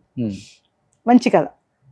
కానీ ఎవరైనా కానీ ఇండస్ట్రీలో చాలా మంది ఆర్టిస్టులు ఉన్నారు, లేడీ ఆర్టిస్టులు సపోర్ట్గా నిలబడి, అంటే ఫైనాన్షియల్ టైంలో కానీ లేకపోతే మోరల్ సపోర్ట్ అదే కావాలి ఇండస్ట్రీలో. ఎవరైనా అదే ఎక్స్పెక్ట్ చేస్తాం. నా వెనక వీళ్ళు ఉన్నారు, ధైర్యం చెప్పేవాళ్ళు నా ఫ్రెండ్స్ అని. అది ఎవరు లేరా మీకు? ఎవ్వరు? నాకు ఫ్రెండ్ అంటే మా అక్క వాళ్ళ పాప ఉంటుంది, అదే తిరుపతిలో సొంత అక్క? అక్క అంతే, డాక్టర్. సో వాళ్ళు టచ్లో ఉన్నారు ఇప్పుడు? వాళ్ళిద్దరే నా ఫ్రెండ్స్. ఏమున్నా చెప్పుకుంటాం, మాట్లాడతాం. కంట్లో నీళ్ళు వచ్చినా, ఒంట్లో చెమట వచ్చినా ఏదైనా వాళ్ళతోనే పంచుకుంటారు. బాబు అంతే, అంతే, ఇంకేం లేదు. ఫ్యామిలీగా చూసుకుంటే నేను బాబు, అదో నన్ను చూసుకుంటూ ఒక్కొక్క పిల్ల, నా కూతురు, అంతే. This is my. సో ఇప్పుడు బాబు హ్యాపీ, చదువు అయిపోయింది, he's happy and he's enjoying his life which I want. నేను ఏదైతే కోరుకున్నానో హ్యాపీగా ఉండాలి, హ్యాపీగా ఉన్నాడు. అంతే. సో అంతా కోల్పోయింది మీరు, మాటలు పడ్డది మీరు, కేసుల కోసం తిరిగింది మీరు, ఆర్థికంగా ఇబ్బంది పడ్డది మీరు, కుటుంబాన్ని లాక్కొని వచ్చి కొడుకుని, అంటే తండ్రి వదిలేసి వెళ్ళిపోయినా కానీ ఈ పరిస్థితులలో, అంటే అలాంటి పరిస్థితులలో కూడా కొడుకుని ఆ స్థాయిలో ఉంచుకుంది కూడా మీరు, ఇప్పుడు బతకాల్సింది కూడా మీరే, సో సొసైటీలో నిలబడాల్సింది కూడా మీరే. నేనే. ఇన్ని ఓడిపోకుండా గెలిచి ఇంత దూరం వచ్చారు కాబట్టి ఇంక ఇప్పుడు కూడా గెలుస్తారు. ఇంకా నేను గెలుస్తూనే ఉంటాను. వాళ్ళు ఇప్పుడు ఈ కేసుల వల్ల లేకపోతే వాళ్ళు అది కేసు గెలవటం వల్ల పెద్దగా మీకు ఒరిగేది కూడా ఏం లేదు. ఇంకా వాళ్ళు గొప్ప వాళ్ళు అయితే వాళ్ళకి గొప్ప, అంతే, ఎవరికి గొప్ప కాదు. అంతే కదా. ఇవాళ రేపు వాళ్ళు వీళ్ళని కూడా లేదు, ఎవరున్నా కానీ నిజమైన ఆధారాలు ఉంటే. ఒక ఛానల్లో వచ్చింది కదా, 1 మంత్ వాళ్ళే ఇచ్చారు టెలికాస్ట్. ఇప్పుడు ఆ ఛానల్ హెడ్ నాకు ఫోన్ చేశారు, అమ్మా బండబూతులు తిడుతుంది నిన్ను, పెళ్ళి అవ్వలేదంట, నువ్వు అబద్ధాలు చెప్తున్నావు అంటే ఎలా ప్రూవ్ చేసుకుంటావు అని. ఒక రౌడీని అప్పుడు చూసుండాల్సింది మీరు. అలా చేశాను నేను. రిజిస్టర్ ఆఫీస్కి వెళ్ళి మొక్కం మీద తన్నాను అతన్ని. తన్ని ఇంత పెద్దగా ఉంటుంది రిజిస్టర్, ఒక్కొక్క పేజ్ ఇంత ఉంటుంది అక్కడి నుంచి ఇక్కడికి. ఆ పేజ్ ఓపెన్ చేసి దాంట్లో టక్క టక్క కొట్టాం. కొట్టి తీసుకుంటే మేము అక్కడి నుంచి డీజీపీ దగ్గరికి వెళ్ళాం, రిజిస్ట్రేషన్ డీజీపీ దగ్గరికి వెళ్ళే లోపల ఇది మార్చేస్తారు వాళ్ళు. మార్చేసి మీడియాకు వేరే చూపించారు. మేము అప్పటికే ఒరిజినల్స్ తీసేసాం కదా, అవి నేను ప్రొడ్యూస్ చేసి ఆ ఫొటోస్ చూపించా. ఇక్కడ గిల్లటం, వాళ్ళిద్దరు పెళ్లిలో గిల్లుకోవటం, గూగుల్లో ఫొటోస్ ఉన్నాయి కదా ఇప్పుడు కూడా, ఇక్కడ గిల్లుకోవటం, కాలు గిల్లటం, తాళి కట్టడం, ఇవన్నీ ఫొటోస్ అప్పుడు పెట్టిన తర్వాత అప్పుడు ఛానల్ హెడ్ నమ్మారు. నమ్మి ఒక్కవేళ నేను నిద్రలో లేచి ఇది టెలికాస్ట్ ఆపండి అన్నా కూడా ఆపకండి అని చెప్పి ఆర్డర్ వేశారు. అప్పుడు కంటిన్యూస్గా టెలికాస్ట్ అయింది కదా. అంటే ఒక ఛానల్ వాళ్ళు నన్ను నమ్మలా, అబద్ధం చెప్తున్నాను అనుకున్నారు. ఐఏఎస్ ఆఫీసర్తో గొడవ ఏంటి, ఎందుకు ఈమెకి ఎందుకు ఉంటుంది అన్నట్టుగా కొంచెం చిన్నగా చూశారు వాళ్ళు. ఇంకొక ఛానల్కి వెళ్ళి చెప్పిన తర్వాత మాకెందుకు ఇవ్వరు అని వీళ్ళు అలిగారు. ఇది మరి బాగుంది, ఫస్ట్ మీకే ఇచ్చాము ఆఫర్, మీరు టెలికాస్ట్ చేయలే, అక్కడ టైం అయిపోతుంది, అది బయటికి రావాలి, పెళ్ళి అయిపోతుంది. వాళ్ళు లేట్ చేసేసరికి పెళ్ళి అయిపోయింది. అప్పుడు ఇంకొక ఛానల్కి చెప్పాను. ఆధారాలు ఉంటే చట్టానికి ఎవరైనా ఒకటేనండి, ఎవరు చుట్టాలు కాదు. సో ఎన్డీ తివారీ గారు లాంటి దాన్నే చూసాం మనం, పెద్ద విశేషమేం కాదు. సో ఇవన్నీ దాటుకొని వచ్చారు, ఆ బెదిరింపులు అవన్నీ, వాటికి ఇవ్వాల లేక లొంగేవాడే లేడు ఎవడు. ఫస్ట్ ఆఫ్ ఆల్ అన్ని దాటుకొని వచ్చారు. 9 సంవత్సరాల తర్వాత కూడా లైఫ్ ని హ్యాపీగా లీడ్ చేస్తున్నారు. కొద్ది గొప్ప ఫైనాన్షియల్ గా ప్రాబ్లం ఉన్నా కానీ మీకు వచ్చిన ప్రాజెక్ట్స్, మీకు వచ్చిన ఆఫర్స్ తోనే మీరు నెట్టుకొస్తున్నారు. కానీ ఇండస్ట్రీలో పూజిత అంటే ఒక చిన్న బ్లాక్ మార్క్ కూడా లేదు. ఏం అలాంటిది అలాంటిది ఇలాంటిది అని మాట్లాడేవాడు కూడా లేడు. ఆ స్కోప్ కూడా ఇవ్వలేదు మీరు, కాబట్టి మీరే సక్సెస్ అయినట్టు. సో అందుకని నేను మీకే హ్యాట్సప్ చెప్తాను. సో బాబు 23 years వచ్చాయి, హ్యాపీగా జాబ్ చేస్తారు. ఒక 2-3 years తర్వాత హ్యాపీగా పెళ్లి అవుతుంది, మీరు ఒక ఫ్యామిలీ అవుతారు. సో ఇండస్ట్రీ కూడా పూజిత గారు మంచి మంచి సినిమాలు తీశారు. డెఫినెట్ గా ఆ ఓపెన్ గా చెప్పారు. ఫైనాన్షియల్ గా చాలా ప్రాబ్లం ఉన్నప్పటికి కూడా నేను ఎప్పుడు ఎవరికి చెప్పుకొని ఇలా చేయి చాపలేదు.